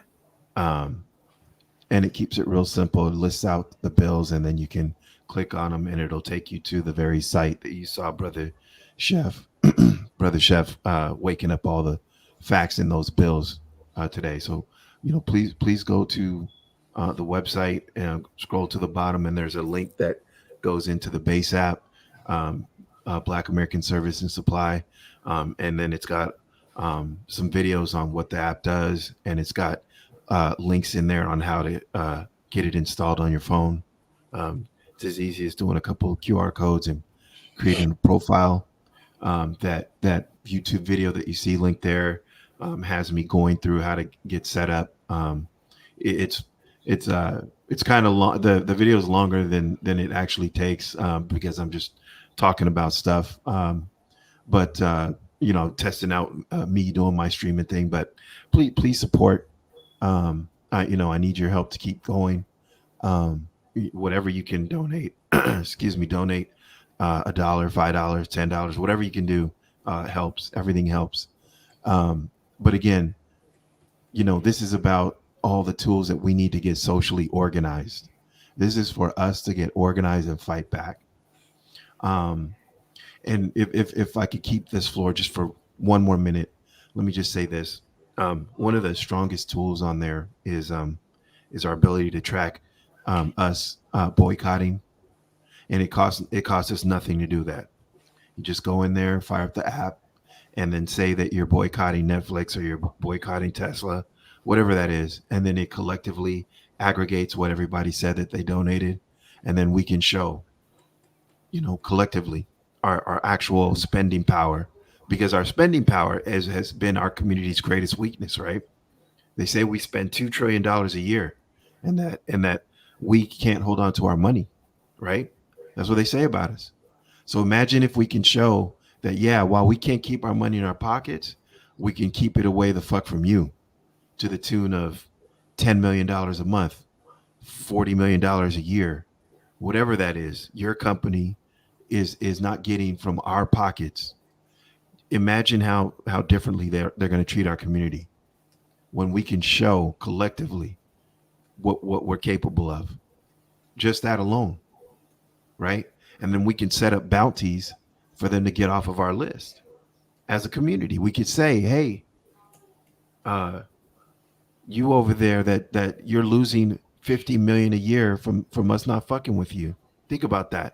We could say, you donate to this cause and we'll take you off our list. Imagine how powerful that is. And that all happens just with us just tracking who we're not fucking with together. So I'm just going to land on that. Please check out the Base app. Just see what we're doing.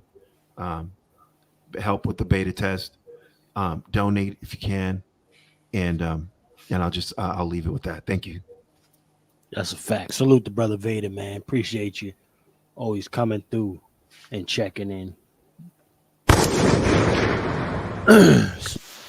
Brother Coke, are you there, sir?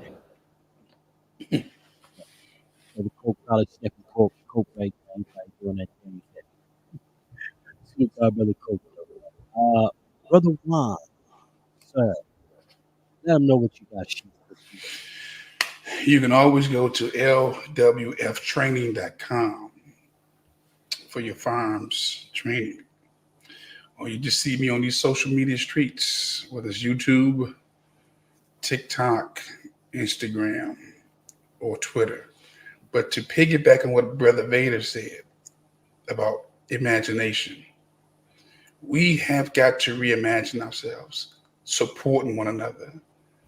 And I know that we repeat things about our negatives all the time.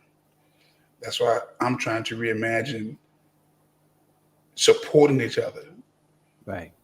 So we remember, family, it is imagination that creates reality.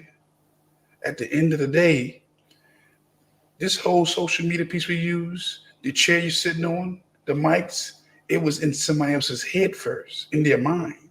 Facts. It went from imagination to reality. So we don't have to stay in a certain place in space. Even down to me being a firearms instructor. I'm not going to be always doing firearms. I'm going to reimagine myself doing something else. I may become a travel person. Talk about food. I love to travel too. This is just for a season. Okay? Some of us need to reimagine doing something different. Right. Especially if you ain't doing nothing at all. And I'll land my plane with that. Enjoy the broadcast. Salute to our brother Juan J. Johnson. As usual, ladies and gentlemen, the Wolf.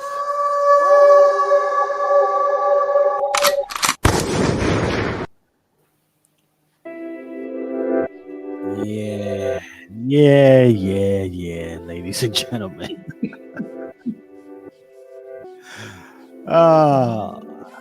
Listen, family, I want to thank everybody for joining us here today. I got to tell you, we have checked off all marks when it comes to guessing if we're in the final stages of genocide. We are here now. And strength through joy doesn't always end with feathers. Apparently, it has some knives at the end of it. It is up to us, Black America, to come through this thing with our heads on a swivel, or at least attached to our bodies. I want to thank everybody for joining me here today. Also, be on the lookout, family. Go to the patriarchsummit.com. We will be having the Wosi Summit December the 14th. So be on the lookout for that and go ahead and get your tickets while you can. While they're up, family. Go ahead and get that in advance. In the meantime, I want to say this, family.